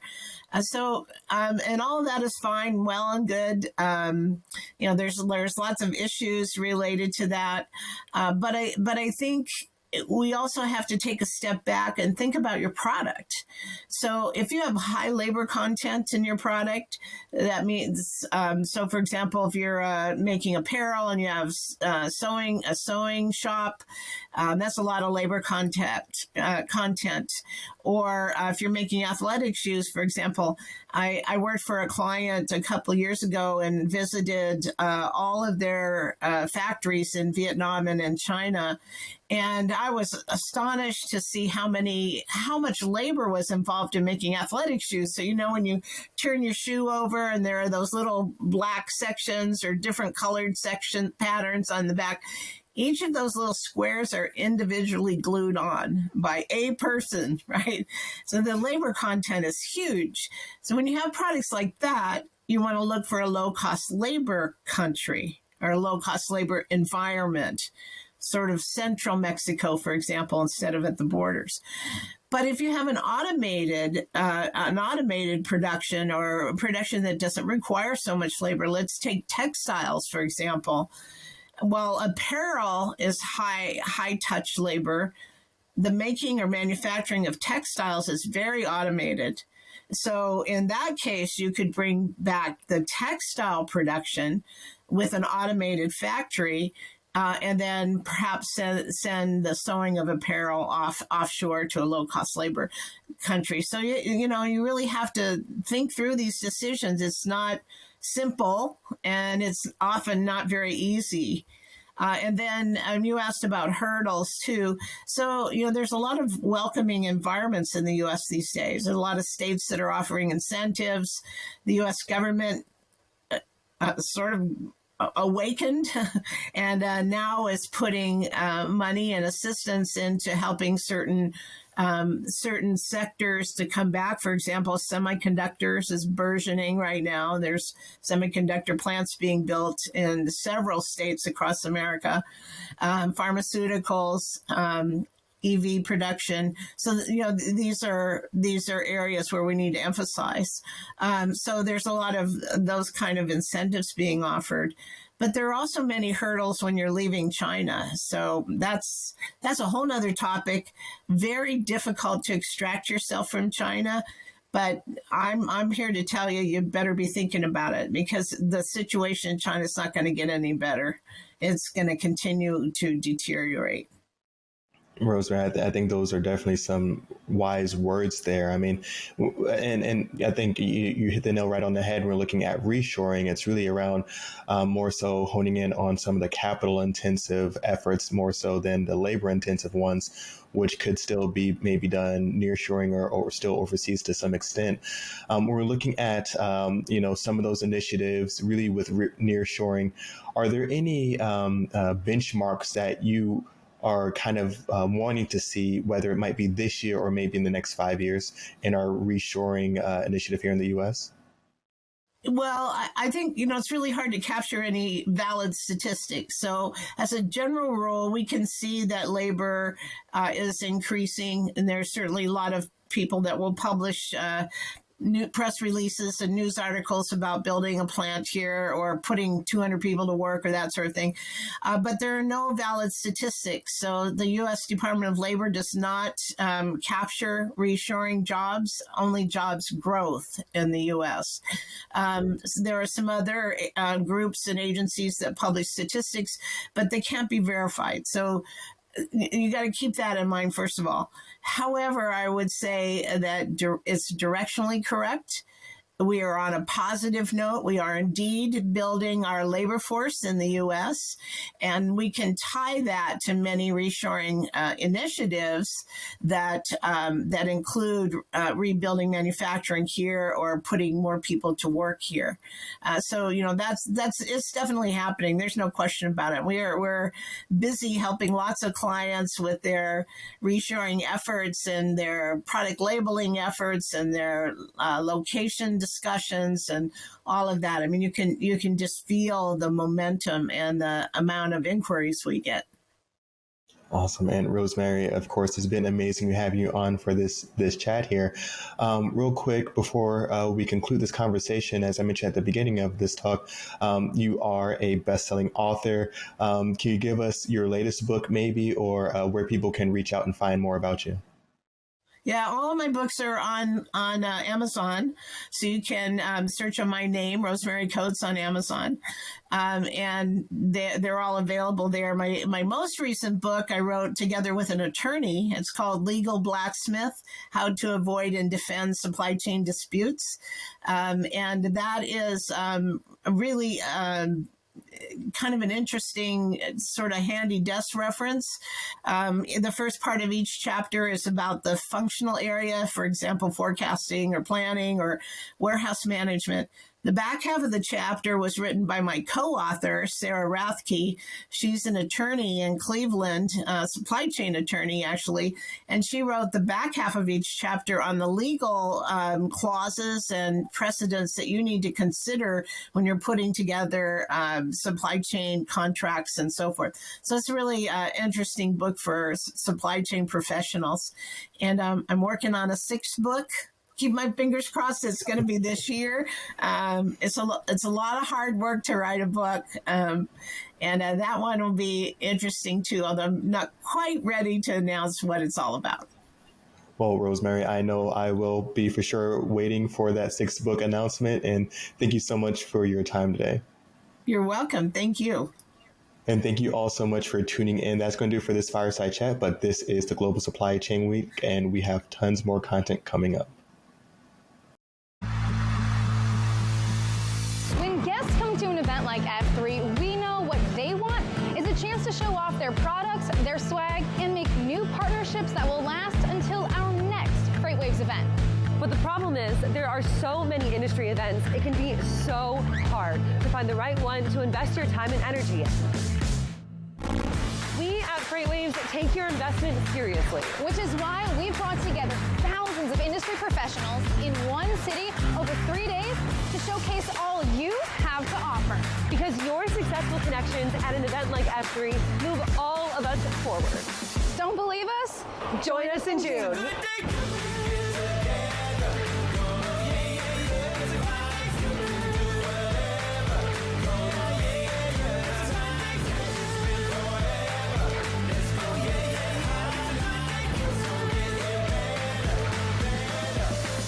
Good day coming.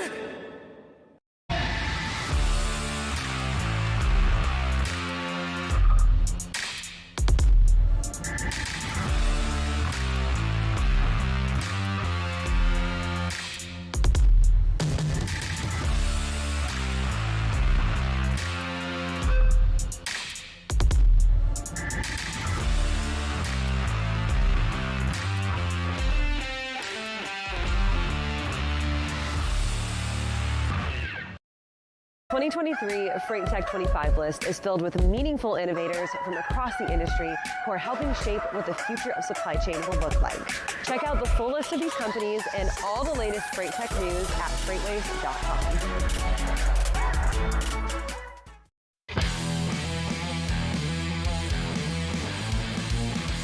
What the Truck is now 3 days a week.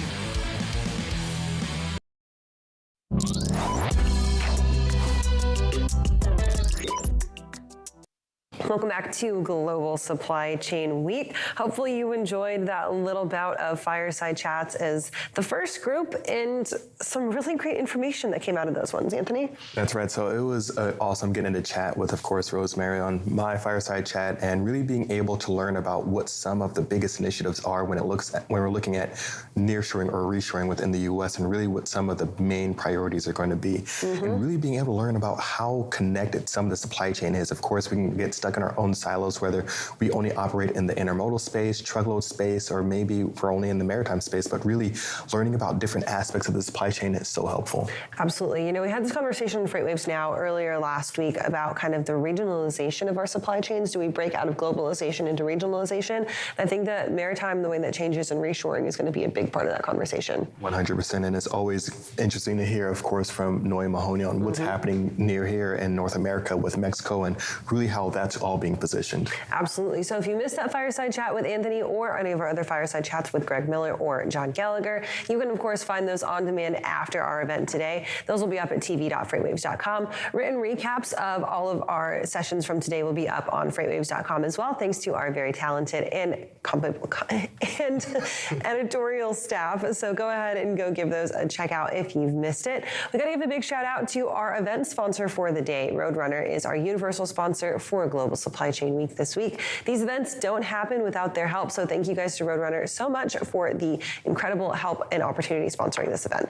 Huge shout out there for sure. But Kaylee, we're talking about my fireside chat. I think you have one coming up in this next block. Yeah, absolutely. So I sat down with Gordon Downs, who is the CEO of NYSHAX, the New York Shipping Exchange. Really, their entire goal is to bring transparency around maritime contracts, contract pricing, and really kind of give a good overview of where the industry sits to make things as clear as possible. So I talked to him a lot about the spot rate crash, as some might call it, the volume decline that we saw over the summer and in through the end of the fall last year, really what all of that means going forward from that visibility perspective. Super good chat there. We're also going to have Eric Coolish and Thomas Wasson both coming up for their fireside chats in this next block. So good stuff coming up in just a few minutes. That's right. And after that, we have our very own Kevin Hill, who's going to be putting on a show for Put That Coffee Down. That's going to be another segment that we're going to be putting on here at FreightWaves for this Global Supply Chain Week. And of course, you can get registered at live.freightwaves.com to make yourself eligible for any giveaways throughout this event. And don't worry, we will give you guys a little bit of a break for lunch. That's coming up right at noon after this block of fireside chats. Then we'll have Put That Coffee Down with Kevin Hill. Our afternoon block will roll in with a couple groups, and then we will give away one of those awesome door prizes at 1:45 this afternoon. So make sure that you are staying tuned, and if you haven't gotten registered yet on live.freightwaves.com, you got to do it to be eligible to win. Thank you guys for staying tuned in. Of course, get active in the live chat if you're not yet. We're going to move right into this block of fireside chats with Eric Coolish.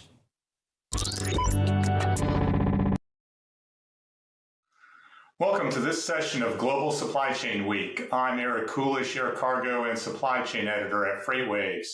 I'm joined by Bryn Heinbeck, President and co-founder of TradeTech, a logistics cloud computing company that automates international trade processes in a central platform.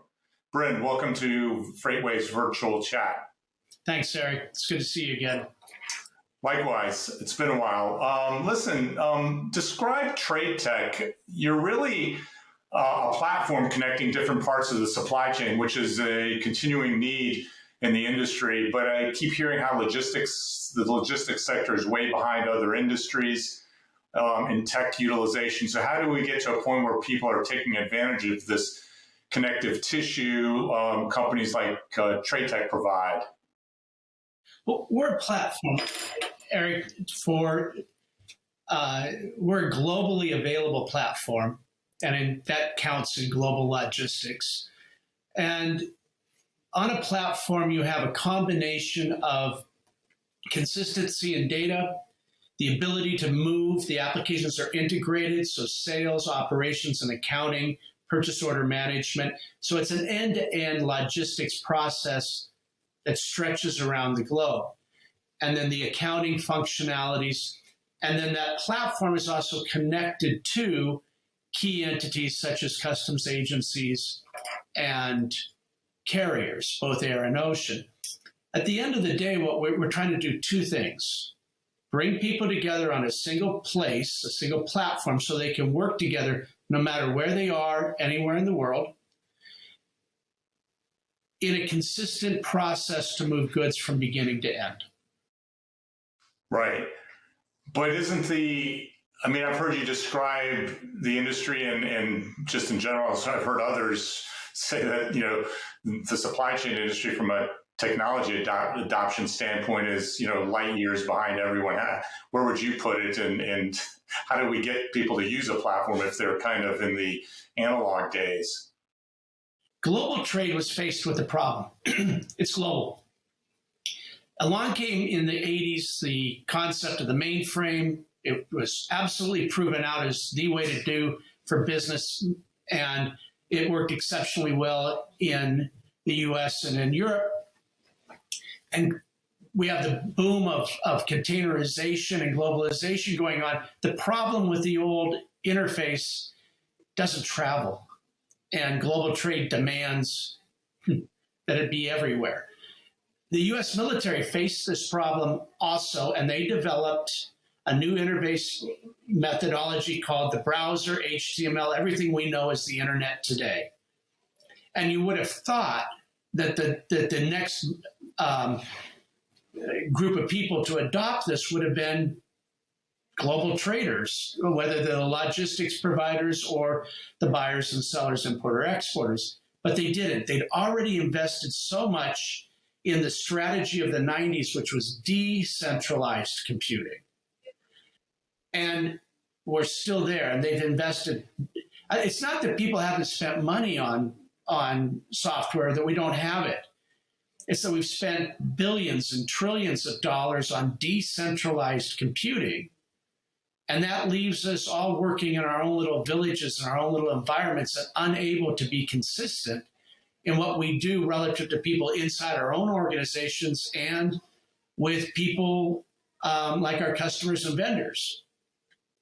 And it's that paradigm that doesn't scale. It probably worked just fine for the 90s compared to paper and a typewriter. But when you look at the volumes we faced, particularly in the last couple of years, we can see that port congestion is stemming from the lack of consistent data and this lack of flow. We're in the wrong paradigm. We need to change. Right. So to make sure we understand things a little better, is trade tech in the same arena as companies like Kites or Project 44? How do you differ? I know you've compared the automation of the administrative functions around trade that we've talked about to a manufacturing assembly line. So can you explain what you mean? Okay, absolutely. Look, no, we're not a visibility tool. I like the analogy of nobody wants to watch a car crash. It's ugly, painful, and your heart really throbs, let alone want to be in one. If you see something going wrong, you want to be able to reach in and grab it. That's the difference between collaboration and having direct access to the logistics management tool and just visibility of somebody else's. What we want to talk about is a platform that's using the internet. That's step one, so that it's global. You've got to be able to bring people together, no matter where they're at, into a single platform. Step one. Now we're in centralized computing, which has been proven to be effective everywhere. We just couldn't get there before here. Step two, what happens when you're on one platform? Well, you've got the same core data references, port codes and names and stuff like that, and process controls. You can control what people are doing in Indonesia. You can control what people are doing in France, and you can control what people are doing right here in Seattle, all at the same time. And all of your data is in one place. That ability to bring your own people together within your organization, okay, why limit yourself to that? If everybody's working together outside the firewall, but secure, why can't your customers work with you? That'd be collaboration. Why can't your vendors? Why can't the warehouse schedule the time they want to have people there and the trucker can see it? That type of collaboration with process controls is where the efficiency starts to come, and you start looking at this ease of doing business. And then the last part, well, two more parts, an integrated business process on that platform that's already in place and running. You just need to join on to it. So sales, which drives all business process, that's the promise, what's going to be done, and the opportunity for the buyer to say what needs to be done. That's going to drive the operations process, and we don't differentiate between import and export. One shipment, one file, people working together, facilitating the first part, facilitating the second part. But sales drives operations, and that feeds accounting. So here's the rate multiplied by the number of containers or kilos equals your accounting. And then the last component, if you're going to be able to track everything, you've got to be connected. connected to the carriers, connected to the air carriers, connected to the customs agencies. In that environment, you're only keying data once. Only the people who are responsible for that data, like the shipper for the booking, are keying the data. And it's all done with process controls, so the ability to make mistakes is highly limited. Now we're starting to talk about a manufacturing process, mechanization. We can say they click this and these other things happen. And that's the consistency that a business called logistics and supply chain, which is not art and whatever, we need that. We need consistency in the movement of freight and movement of inventory. And that's what I get to when I say we should be focused on mechanization. We should be, and that will lead to automation, things that we're taking away, the mundane, rekeying data, sending it here, sending it there. And I equate that to what I call the virtual assembly line. If we looked at manufacturing, compared ourselves in services, especially international shipping, to where manufacturing is, we'd be about 1820, pre-industrial revolution. We're artisans. We do everything from beginning to end. We need to get to where we do our tasks, and that feeds the next task, and that feeds the next task. And we're all working together as if we were in the same building, working on the same assembly line. And that assembly line is controlling, not letting things spill off, what's moving, can't move until this, all of that type of stuff, so that we end up with a product that's being created that's consistent at the end each and every time. Along those lines, one of the purposes of this event is to take stock of the supply chain sector and coming out of the pandemic and how things have changed or improved and any lessons. And obviously supply chains were overwhelmed during the pandemic. Stuff just couldn't get through, and part of it was old infrastructure, and part of it was systems and processes that didn't work well together, like you're saying. Did we see any, have you noticed any changes since then and how importers, exporters, and forwarders and carriers connect together? Or was there any acceleration of this mechanization or digitization, coming out of the pandemic? Yes and no. And I've seen it in key areas around the movement of information. In fact, Commissioner Bensel at the FMC said, we're not going to build our way out of this problem in terms of infrastructure. We've got to look to systems and data movement in order to make that happen. I look at some of the new carriers that came in, and these are people, risk takers, who went out in the marketplace and said, I'll charter a vessel. And they went to importers and they said, but here's the deal. The terminal I'm going to says, I got to be in and out of there in no more than 3 days. So I'm going to be running peel-off stacks. I'm going to be running plan stacks, or I'm going to be taking this stuff to an off-dock CY. I've got to vacate that terminal, or I can't come in. I can't come back. And they went to their importers and they said, you've got to be customs cleared, carrier released, and a booking, a pickup already in place before my vessel gets in, or I'm not going to, if you don't agree, I'm not letting you on board the vessel. So you want to ship? And that worked. Those are the guys that worked. So we're seeing a paradigm shift to people saying, I'm going to use the transit of the vessel to do the administrative work on the destination side. And I'll be prepared for the pickup and delivery when the vessel docks. And that's something that we need to work towards on a less elitist basis and more generic basis. Bryn, some forwarders refer to themselves as digital forwarders.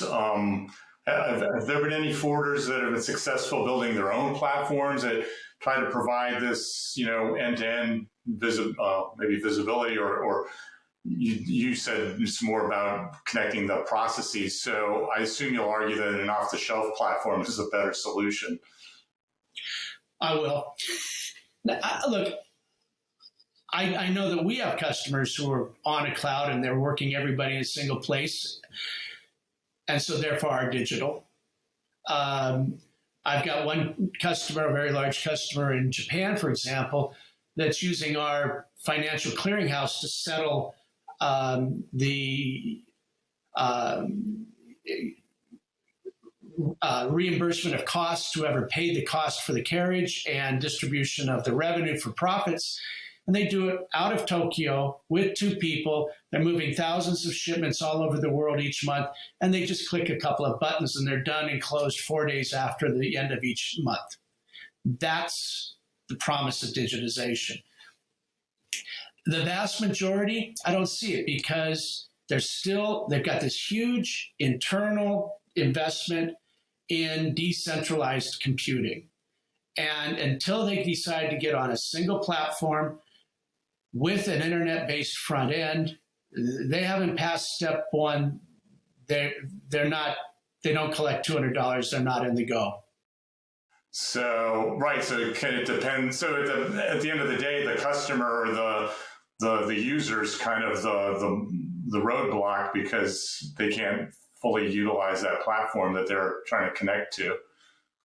They are, and so then comes the debate: well, do we build it, or do we buy it? And there's a fantastic article dating back to 2007 called "The End of Corporate Computing," and in that article, the researcher professor compares the evolution of electricity to the evolution of business computing. And he says, look, day 1 with electricity, you wanted to use electricity, you bought a dynamo, and you had an electricity team and a chief electricity officer, and you generated your own electricity for your plant. And then a couple of guys outside of that, Tesla and Edison, were doing public works. And eventually the development of that public works, for example, inventing AC versus DC currents that could transport, those evolutions led us to where we are today with public utilities for power. We don't make our own electricity unless maybe a storm hits. We flip a switch. And that's where we're going to be at some point with corporate computing. We're running short on time, but I did want to ask you one other thing. You for your business, follow a lot of, you have to handle a lot of customs processes for customers. The European Union has an import control system, a new rule coming in for pre-arrival security purposes. And, I guess there'll be some requirements to file data ahead of time. How impactful will that be for the air cargo sector specifically? And what should forwarders and airlines do to be ready? The Europeans are catching up to the US and Japan in this 24-hour rule. And this is something the entire industry should be taking advantage of. This is what's going to radically change once we move to that. The 24-hour rule says the shipper has to provide information to the destination customs agency 24 hours before it can depart, whether that's ocean or air. And that's all of the information on the bill of lading. Importers need to be taking advantage of that data, using that data. It's available. Stop crying about visibility. It's been available for 20 years in the United States. It's been available since 2014 in Japan, and the Europeans are just starting to get there. Perfect. That data is customs data. It's standardized to the customs agency. So that data can fit hand in glove into a customs clearance application and then classify the cargo and you're done. That's what's going to allow people to clear customs in transit rapidly in order so they can now be planning the pickup of the cargo before it arrives. That's one of the big milestones that's out there. And with the EU coming on, that's the next big economy. And at that point, we'll have the EU, all of North America, including Canada, the United States, and Mexico, Japan, and we could probably imagine that some of the major Asian countries will follow suit shortly thereafter. And that's going to be part of what's going to allow, let's just say we can piggyback off of that process and law enforced process to get what we need to be able to do to manage our supply chains. Gotcha. Well, Bryn, that's all the time we have. I really appreciate those insights. It was a pleasure talking to you. Thanks to our audience, and good day. Thanks, Eric. It's been a pleasure. Look forward to talking to you soon. My name is Kaylee Nix, and I'm super excited to be having this conversation with Gordon Downs, the CEO over at the New York Shipping Exchange, to put a little bit of perspective on the crazy world of maritime shipping. Gordon, thank you for joining us for this Fireside Chat and for Global Supply Chain Week. Absolutely. Great to be here. Thanks for inviting me. So the New York Shipping Exchange has really put forward you guys as one of kind of the premier spaces to find information on what's going on in global maritime. You're tracking contracts, you're tracking digitization, you're tracking activity. And the last 3 years have been a little wild for maritime shipping. Can you give me an overview on what you guys are seeing in the broader market right now? So right now, I think it's very clear that the market has normalized or is in the process of normalizing. Prices are coming down close to pre-pandemic levels. The carrier ocean networks are starting to untangle. So the supply chain bottlenecks, which were very prevalent and made the headlines during the pandemic, are now largely being removed. And we're seeing normalization in the market, both from a supply and from a price perspective. The interesting thing, though, is we are seeing less demand than we saw during the pandemic. Now, of course, during the pandemic, there was this big surge in physical goods being imported because people were stuck at home spending their disposable income on goods and not necessarily services and so on. So that is a slight difference, and it'll take time for it to normalize. And there is also a surplus of inventories at the moment. Warehouses in most sort of consumer developed markets are full, and there will be a need for sort of destocking, as it were, before the demand starts to pick up again. But again, this is all to be anticipated, and I suppose if the industry is, like I said, back in the realm of normalizing. So for the United States, we're obviously a very import-dependent economy. We import the majority of our goods, and especially our physical goods, our e-commerce goods, consumer goods, things like that. And from a domestic perspective, I think we talk about that a lot. We talk about import numbers a lot here at FreightWaves. Of course, we have some indices that track all that stuff. But from a global perspective, this is Global Supply Chain Week after all, what does it look like from an export side from the countries that we're importing from to see this sudden demand drop, the destruction in demand that we've seen over really the last 9 months or so? What does then that do to the global environment when you're looking at countries like China or Vietnam or mainly Asian countries that were exporting goods to the U.S.? So it is interesting to see how this has played out. It's actually, in a way, somewhat fortunate that there's been a slowdown in imports because of the inventory buildups we have in the US. And for example, as China reopened or at least loosened their zero COVID policy, allowed people to start to socialize and relax some of those controls. As we all know, there was a big spike in infections and people were sick, and it put an impact on the workforce that was available to work, especially in the lead up to Chinese New Year. So under normal circumstances, there's a big spike in demand prior to Chinese New Year, and it's usually a mad rush for all the factories to produce the goods in time for Chinese New Year. Because there wasn't that big spike in demand, it didn't put a strain on the reduced labor force out in those markets. So in some ways, it's actually played out relatively well given the circumstances. But there's no doubt what we're seeing is companies, importers, for example, canceling purchase orders from the manufacturers in Asia.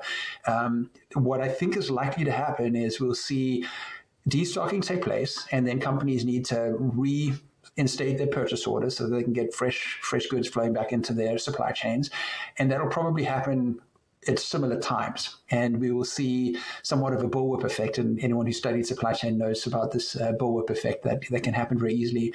And compounding that is we're seeing carriers starting to sort of rationalize their networks, blank vessels, so reduce the number of strings that they're running because the demand is at the moment suppressed. But of course, as the destocking takes place and demand comes back, which it will eventually, there again is another risk of a short-term period where there is bottlenecks or at least shortages in supply, and that could very well cause freight rates to spike up again. So bottom line is it's an interesting way in which this is unfolding, and there is definitely more volatility ahead. And I think that's something which everyone has learned from the pandemic. You have to anticipate these things. And so I think it's going to be interesting to test how people's strategies relating to supply chain risk are going to play out in the coming months and quarters ahead. Building redundancy is something that we've heard a lot over the last 3 years. It's really trying to find those little pieces of your supply chain that you can tweak and make them viable in multiple different scenarios. I want to zoom in a little bit on the carriers themselves, because one of the key things that NYCHEX does is provide very tangible visibility for your shippers to your carriers. And it almost kind of takes away some of the upper hand that a lot of the ocean carriers have by keeping their practices or keeping their contracts held close to the chest, right? It gives that visibility perspective. And back in 2020, in the peak of 2021, during the height of that congestion, ocean carriers had such an upper hand, so much so that the FMC passed the Open Ocean Shipping Reform Act, giving them more power to get in with these carriers and say, hey, you can't do this, what you're doing. How have you guys seen behavior of the carriers change as the market changes? Are we seeing differing contracts? We're still seeing some carriers post record profits, but what has changed in the way that they're doing things now with a different market? A lot has changed. And look, I think we have to be fair to the carriers. I think for the vast majority of them actually want to perform well for their customers, and they want to make contracts, and they, for a long time, have always wanted to make the contracts that they feel they can provide the service they agree to, and they can expect in return the cargo and the revenue that they contracted. So I think deep down, carriers have no desire to deceive their customers or keep contracts close to the vest. But unfortunately, as we all know from this industry, there is I'd say a challenge whereby shippers don't often fulfill their contracts when the market's in their favor. And by the same token, when the market's in favor of the carriers, they're incentivized to load the highest paying cargo on the ships because there is this integrity challenge when it comes to contracts. And that's something which we've seen a lot of improvements taking place. Carriers, all kinds of carriers, have made giant steps in innovating on how they contract. And this is a very positive step for the industry because, first off, it helps the carriers to better service their customers. If they can have greater certainty as to what they've committed to, what their customer is going to require from them in terms of capacity and in order to service the volume, the carrier can better service that. The carrier can better plan their network, the vessels, the equipment, etc. So there's a lot of value for the carrier. By the same token, there's a lot of value for the shipper as well, in the sense that they can manage their supply chain risk and they can choose what type of contract better suits the needs of their particular supply chain. So all of this is positive. One thing I think for me has been a very positive step forward is that for a long time, contract innovation really revolved around this idea of penalizing one another, putting a sort of a stick into the contract and teeth into the contract. Sometimes people use those terms.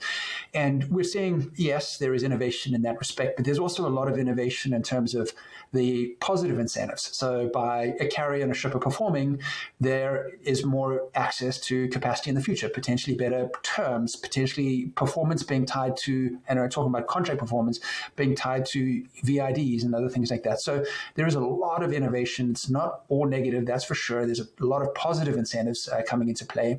And another area of innovation that we're seeing is that there is a desire to build technology which makes it easier for the carrier and the shipper to coordinate with one another. Because again, a lot of the challenges of the past relating to contract performance and the sort of the lack of integrity in the contracting process is not because people have bad intentions. It's often because people don't have the insight to know when the problem is in, for example, the shipper's challenge with regards to making bookings on time or whatever that case might be, or whether it's on the carrier side. And when there isn't that clear visibility into who is performing and who's not, it becomes sometimes quite combative. And so by building technology, so it makes it much easier for the carrier and the shipper to see where a problem might arise, and to be able to surface that information in a timely way makes it so much easier for the carrier and the shipper to actually solve the problem, hopefully bring the contract back on track. And at the end of the day, everyone benefits when these contracts are fulfilled. again, carriers can better plan their vessels, they can better service their customers, shippers can better manage their supply chain, and NVOs can better manage their cargo mix, their revenues and margins, etc. So it truly is exciting to see this innovation. And I think the pandemic and frankly some of this regulation as well has just served as a catalyst for speeding up the rate of innovation. So I think as much as it was painful for many of the companies involved in the pandemic trying to navigate through all these bottlenecks, I think there's been some great lessons learned, and the what they say, necessity is often the mother of invention. In this case, I think there's been a lot of improvements in innovation, speed up in terms of the adoption of technology and process improvements, etc. Last thing that I want to hit on is some of those investments in just changes a lot of these carriers have made by investing into different offerings for their network. Some carriers have invested in air cargo. Some carriers have started offering freight forwarding options. Some carriers have really just started to diversify their needs to cater to all the needs of the shipper instead of asking the shipper to go out and work with a different group every piece by piece, right? Can you touch a little bit on what that looks like, what that investment looks like, and how going forward that might make these carriers stand out a little more when it comes to competition? That's a great point. And I think this is taking a big step back. This is a very interesting development in the industry. I think a lot of carriers and shippers and NVOs, quite frankly, have been concerned that the industry is commoditizing, especially under the times of intense price pressure. The focus becomes on reducing cost, and that usually results in service quality compromises. And of course, we've seen that in the data. And when an industry commoditizes, this isn't great because it doesn't give a lot of choice to the consumers of this industry or the users of the industry service. And having seen carriers now investing more in the end-to-end sort of delivery, enhancing their network with additional services, etc., I think is a wonderful demonstration that the industry isn't commoditizing and that there is a lot of room for competitive differentiation, which means that if you're a customer of a carrier, you have a lot of different choices, and that is a positive thing. And I do know that for some of the NVOCCs and freight forwarders in the market, they might look at the carriers and the way that they're investing in some of these typical freight forwarder or NVO type services and say that, well, this is a concern because it's a competitive threat. I think that is true. I mean, but at the end of the day, I think generally competition is a good thing. And I do think that the value proposition of a traditional NVOCC freight forwarder who is entirely dedicated to linking together component parts of the supply chain is going to be fundamentally different to that of a large steamship line who has integrated and created all these additional value propositions on top. And so I think, once again, there is lots of room for differentiation. Competition isn't necessarily a bad thing. Oftentimes it spurs innovation, and I'm sure that there's room in the market for everyone to participate. So I think, in summary, it's exciting to see the industry differentiate, and hopefully this results in a lot of choice for the people who use the industry. So we've got about a minute and a half left. Before we get out of here today, obviously we're talking Global Supply Chain Week and kind of a broad level overview of what this means for the market for the year. If you had to make a bold prediction for what you think is going to happen, either in ocean shipping or just in general for the global supply chain this year, what do you think is something that we need to be on the lookout for? Either maybe a broader industry trend or just something that could happen that we really need to be paying attention to? So this, unfortunately, isn't a very bold prediction. I think most people would probably have said the same thing. But essentially, I think we're in for more volatility. And what I mean by that is, we've seen a lot of volatility in the past. During the pandemic, there was extreme volatility. But the reason why I say we should anticipate even more volatility is if you look at things like the 2M Alliance sort of ultimately is now formally being announced will dissolve. And we're expecting carriers to take different types of strategies, some integrating, some not. We're talking about potential big swings in demand based on this bullwhip effect we discussed earlier. There is a lot of things on the horizon that could cause volatility. And so, if anything, the bold prediction is what it probably would have been many years in a row, is anticipate volatility. And I think the one big takeaway from the pandemic is managing a supply chain with supply chain risk in mind and building those mitigations is an important piece of any supply chain strategy. using data, using technology, using all these different tools that are now available that weren't so prevalent pre-pandemic, I think maintains, or at least is a necessity if you have a global supply chain and you need to maintain that on time and full and that reliability that most companies depend on. So I'm sorry it's not that bold, but it certainly is something that most people should keep in the top of their minds. Absolutely. Gordon, thank you so much for joining us for Global Supply Chain Week. Of course, expertise over at the New York Shipping Exchange. We appreciate it so much, and we will keep up with you soon. Absolutely. Take care. Bye-bye. All right. Make sure that you are tuning in and staying active in our live chats here through our Global Supply Chain Week every single day. And of course, if you miss any of our content, you can find it on demand following the event on tv.freightwaves.com. Thank you, Gordon, and thank you guys for tuning in. We'll be right back. Hello, everybody, and welcome to the Global Supply Chain Week. I'm Thomas Watson, trucking expert here at FreightWaves. Super excited to have joining me, of course, Jackie Gonzalez, Vice President of Supply Chain Business Development at Crowley Logistics. We're going to be talking a little bit about the maritime industry, folks, so let's get excited, get hyped. Jackie, welcome. Pleasure to have you on and get to talk with you about this. Thanks, Thomas. I'm excited to be here.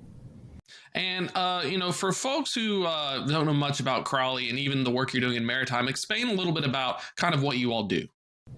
So we're a full supply chain solutions provider. So in Crowley Logistics, we have the full suite of services, whether it's ocean, whether it's domestic trucking, warehousing, NVO. So we are asset and non-asset based. So when I'm talking to customers, I usually explain that we're a blended solutions provider, since we have both the asset and the non-asset, and we kind of mix and match as needed depending on the customer's needs. So holistically, that's probably the shortest way I can explain exactly what we do. You do it all, and that's what's exciting to see, is especially changes in the maritime space. We've seen quite an experience going on not only the past 2 years, but leading up to it. For those who are just catching up or happen to have not been paying attention to what's been going on, tell us a little bit about some of the big trends that we've been witnessing recently. Yeah, absolutely. And I know you mentioned over the last few years, but just to kind of throw in there, it's funny, previously not many people knew about supply chain. If people asked, what do you work in? What do you do for a living? I work in logistics. I work in supply chain. They'd be like, oh, that's nice. And they'd have no idea what you do. Now it's such a hot topic that people they go right to it. They say, I know exactly what's happening in Asia, what's happening with the market. Why are the shelves empty? What's going on? And that takes us back to the trends, right? So with the pandemic, it really just changed, there was a flood of everything coming in. So, everyone had to adjust, whether it was ocean, there was a backlog on the West Coast. Are people going to go to the East Coast? And now the trend is, how do we readjust to the new normal? How do we change the capacity that we did have during the pandemic to now? Everybody pumped up, whether it was vessels in certain areas, equipment in certain areas, trucks in certain areas, and now it's having to redeploy them to where the needs are today. There's been a lot of things shifting, into nearshoring, so closer to the Americas. And so instead of maybe things coming from so much coming from the West Coast, maybe now a lot more is coming into the East Coast and into the Gulf. And so how are we shifting all of that capacity within the U.S. As well as the vessels in that space, and really just looking at everything, from a broader picture, instead of just single-handedly, how do I get freight from Asia? That used to always be the topic of conversation. And now it's not just that. It's how do we, become better at bringing goods into the U.S. And our customers have been really good about it. They've been really looking at things holistically, really looking at things, how, instead of just, I'm going to look at an ocean provider and other providers, it's how do I leverage the relationship with, companies such as Crowley, and how do I get you to do more than just the ocean, and how do we partner together to look at in-country opportunities, and how am I able to move my manufacturing better and in better places. And looking at winners and losers on nearshoring and reshoring, I've heard it depends on who you ask. Some people say, well, it's returning back to a new sense of normalcy. And others are saying, well, we're seeing a fundamental shift in how we're viewing our supply chains. This early coming in the post-pandemic, has there been, in your experience, any folks who have are starting to take the lead in terms of getting to benefit most from these changes? So I think so, right? So I think you're more niche providers or people that can offer more than just one thing, because relationships are key, right? So it's really about leveraging as much as they can. Not only can they bring in goods from the Americas, but then they can handle it to the door, so it's less stress. It's really technology, the one-stop shop company is the one where I could get visibility of the whole supply chain. So it's really bringing value to our customers that way, because previously if they had an ocean provider and a truck provider and a customs brokerage provider, they would have to go into 3 different systems to see their shipments, 3 different visibility platforms. So how can they single source and single provide? So I think it's the people who are able to offer the full suite of services, the full supply chain, the blended, the asset versus non-asset, and really just giving a value chain to the customer. Those are the people who are winning today. That's what blows my mind. It feels like 5 years ago, visibility was something that it was important, but it was by no means like at a point where you had to have it and you could lose business or gain business. From your experience and even from Crawley's, has there been any challenges or surprises as you're trying to integrate visibility or trying to get partner carriers or connect via APIs with these customers? Or anything that kind of stood out in terms of now we need this? What are some things I found out about it? You are absolutely right. It's a must-have. There is no more, if I can get this, it'd be great. It's a requirement. And I think there's definitely been some challenges, both from a customer perspective and from us, right? So we're going through a digital transformation. We're integrating all of our platforms for the visibility, for that single source visibility between all the different modes, all the different, areas. And it's interesting to be able to mix and match all of those. And the customer, not only are they requiring it, but they also have a backlog on their side, connecting the APIs, connecting the EDIs. And so who are they prioritizing? And how are they going to get all of this in? And do they have the platform to even connect with you properly, the APIs and the EDIs, to get that streamlined visibility versus the choppiness and them having to look into multiple systems? So I think from both aspects, there's a lot of challenges, but I think we're all working together. I think there's a lot of beta customers nowadays than there used to be. A lot more of that and a lot more of, hey, we want to try something new with you. Are you interested? And you get more yeses than nos. There's no more, I'm going to keep doing the way I've been doing things anymore. So the new norm is actually kind of fun. It feels like we're finally moving into the 21st century. My favorite story of EDI is that it's been around since the 60s and 70s. Yeah. And then it's finally like 40, 50, 60 years later. And now we have APIs, of course.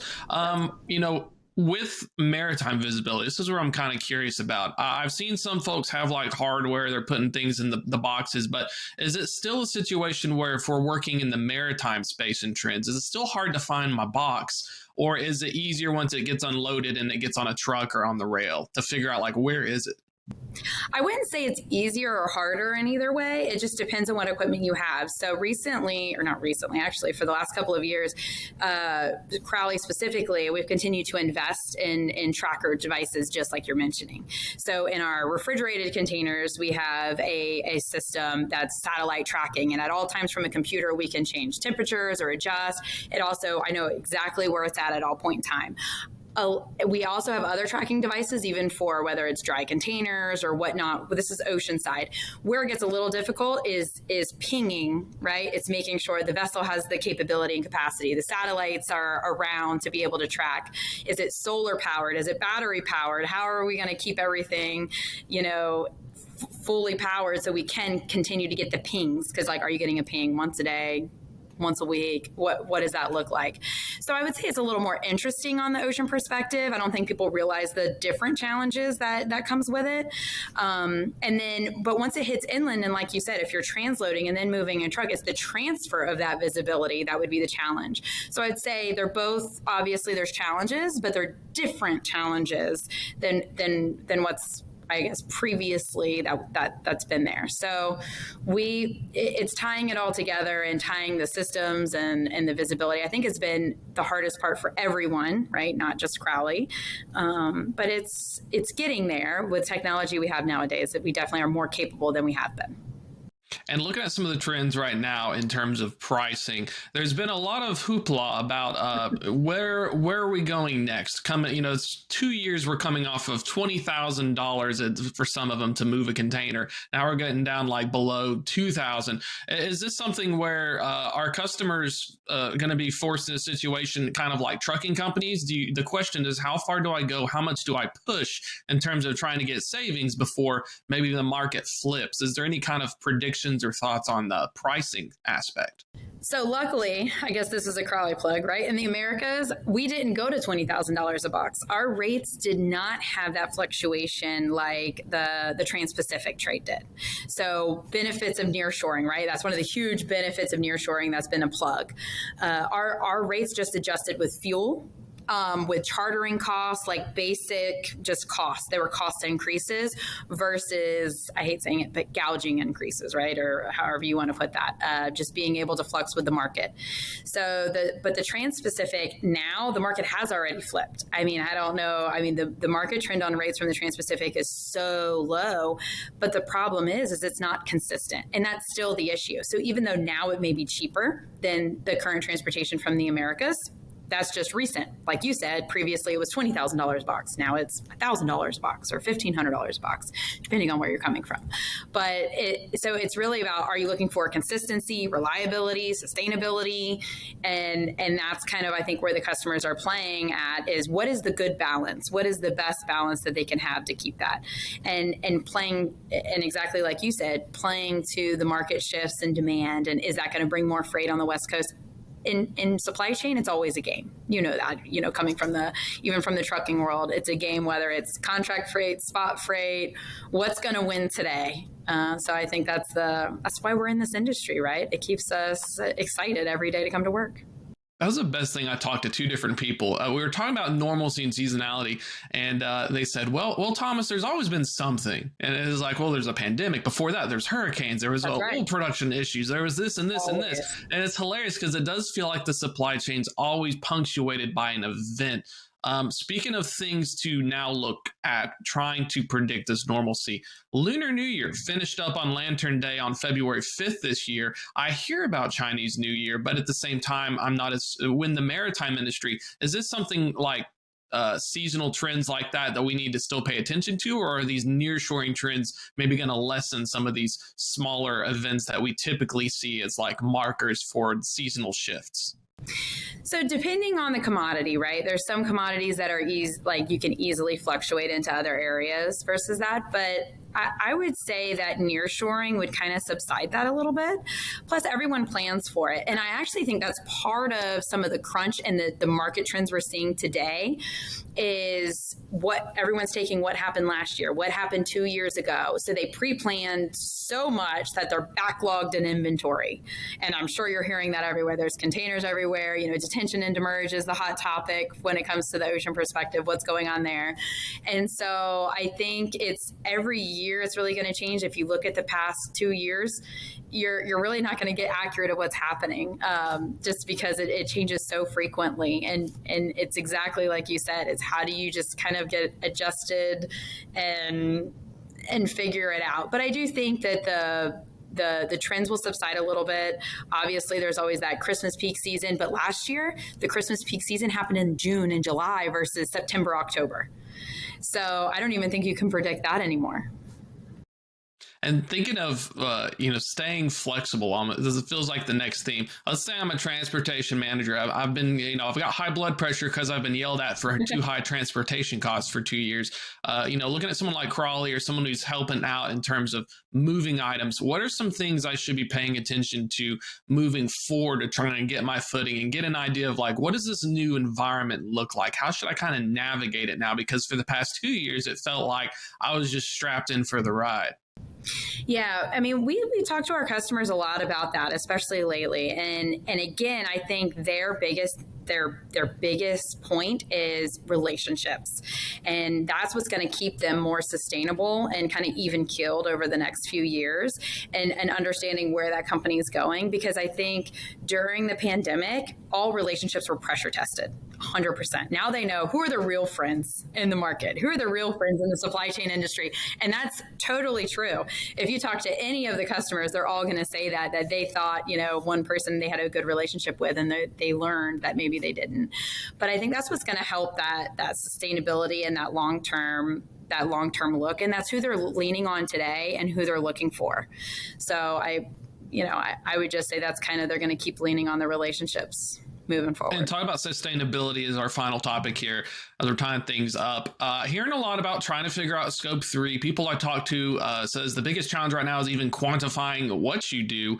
For shippers who are getting ESG initiatives and getting this pressure from investors on, trying to reduce emissions, what are some of the things people need to be paying attention to, or how is sustainability an important topic to monitor as we move forward? Well, sustainability is really for the value chain, right? Specifically for Crowley, and we're heavily investing. I mean, we actually have some strong initiatives. By 2025, we want to be the most sustainable and innovative maritime and logistics solutions provider in the Americas, right? That's a very bold statement. And a lot of that is working with our customers to understand their sustainability goals. And like you said, scope 3, that's a bold statement from us, having scope 3 as an initiative. And we're promising that we're looking at scope 3 and how we're tracking it. We have done a lot through, our procurement teams. Our sustainability team is absolutely amazing. So I'm not going to act like I'm an expert or know exactly what I'm talking about, but they have done so much to make us better at bringing the visibility and the tracking and really understanding it. What I know from my experience is, we have our LNG vessels in the Puerto Rico trade, which I think was it was kind of on the cutting edge. We deployed them, I'd say about 5 years ago now. And so we were a little bit ahead of the curve from a sustainability conversation standpoint. And now we're building 4 new LNG vessels for the Central America trade. So the important part here is that we already have the infrastructure. So not only can we build upon the infrastructure, but we can kind of fluctuate, whether it's now going into RNG. So we have that net zero, and we have, and growing into that sustainability market. But even our customers, it's going to take our customers also, not saying they need to pay for it, right? Because there are different monetary values to sustainability, but there are things that they could do also. So it really is that sustainability partnership for all of the scopes. Specifically scope 3, and understanding that it's across the entire value chain that we're going to be sustainable. And I don't think it's just a hot topic. I think it's something that we need to do, right? Need to do as, from company standpoint, from the customer standpoint, from everything. We really need to get better at it. And final question here, wrapping things up, of course. Time flies when you're having fun, but folks want to learn more about Crawley, get interested, or check out some of these initiatives. What's the best way to get in contact with you all? Yeah, so definitely check out our website. We have a newer and improved website. I believe they're redoing it again because we're constantly changing, just like the rest of the world and the market and the industry. Check out our website. There's definitely some contact us pages on there. As Crowley Logistics, we have supply chain solutions listed in there. If people are wanting to look at more of the holistic view and they like the blended asset solution, because Crowley is typically known for their assets, but we're just as heavy in the non-asset. How do I have someone else look at it from a different perspective? We would love to do that. And there's plenty of ways to contact us through there. And there's 1-800-CROWLEY, which sends you to our customer service center, and they can always ask to talk to me specifically if they want. They can redirect to Jackie Gonzalez, or anyone on our sales team or supply chain team would be happy to help. Thanks so much, Jackie. That's going to be a wrap for this talk. We're starting off the Global Supply Chain Week strong, folks. Check it out for sure. We've have a few other folks going on as the week progresses. But if you want to find out more, check out the folks at Crawley. Exciting stuff going on in the maritime space. Thank you all so much.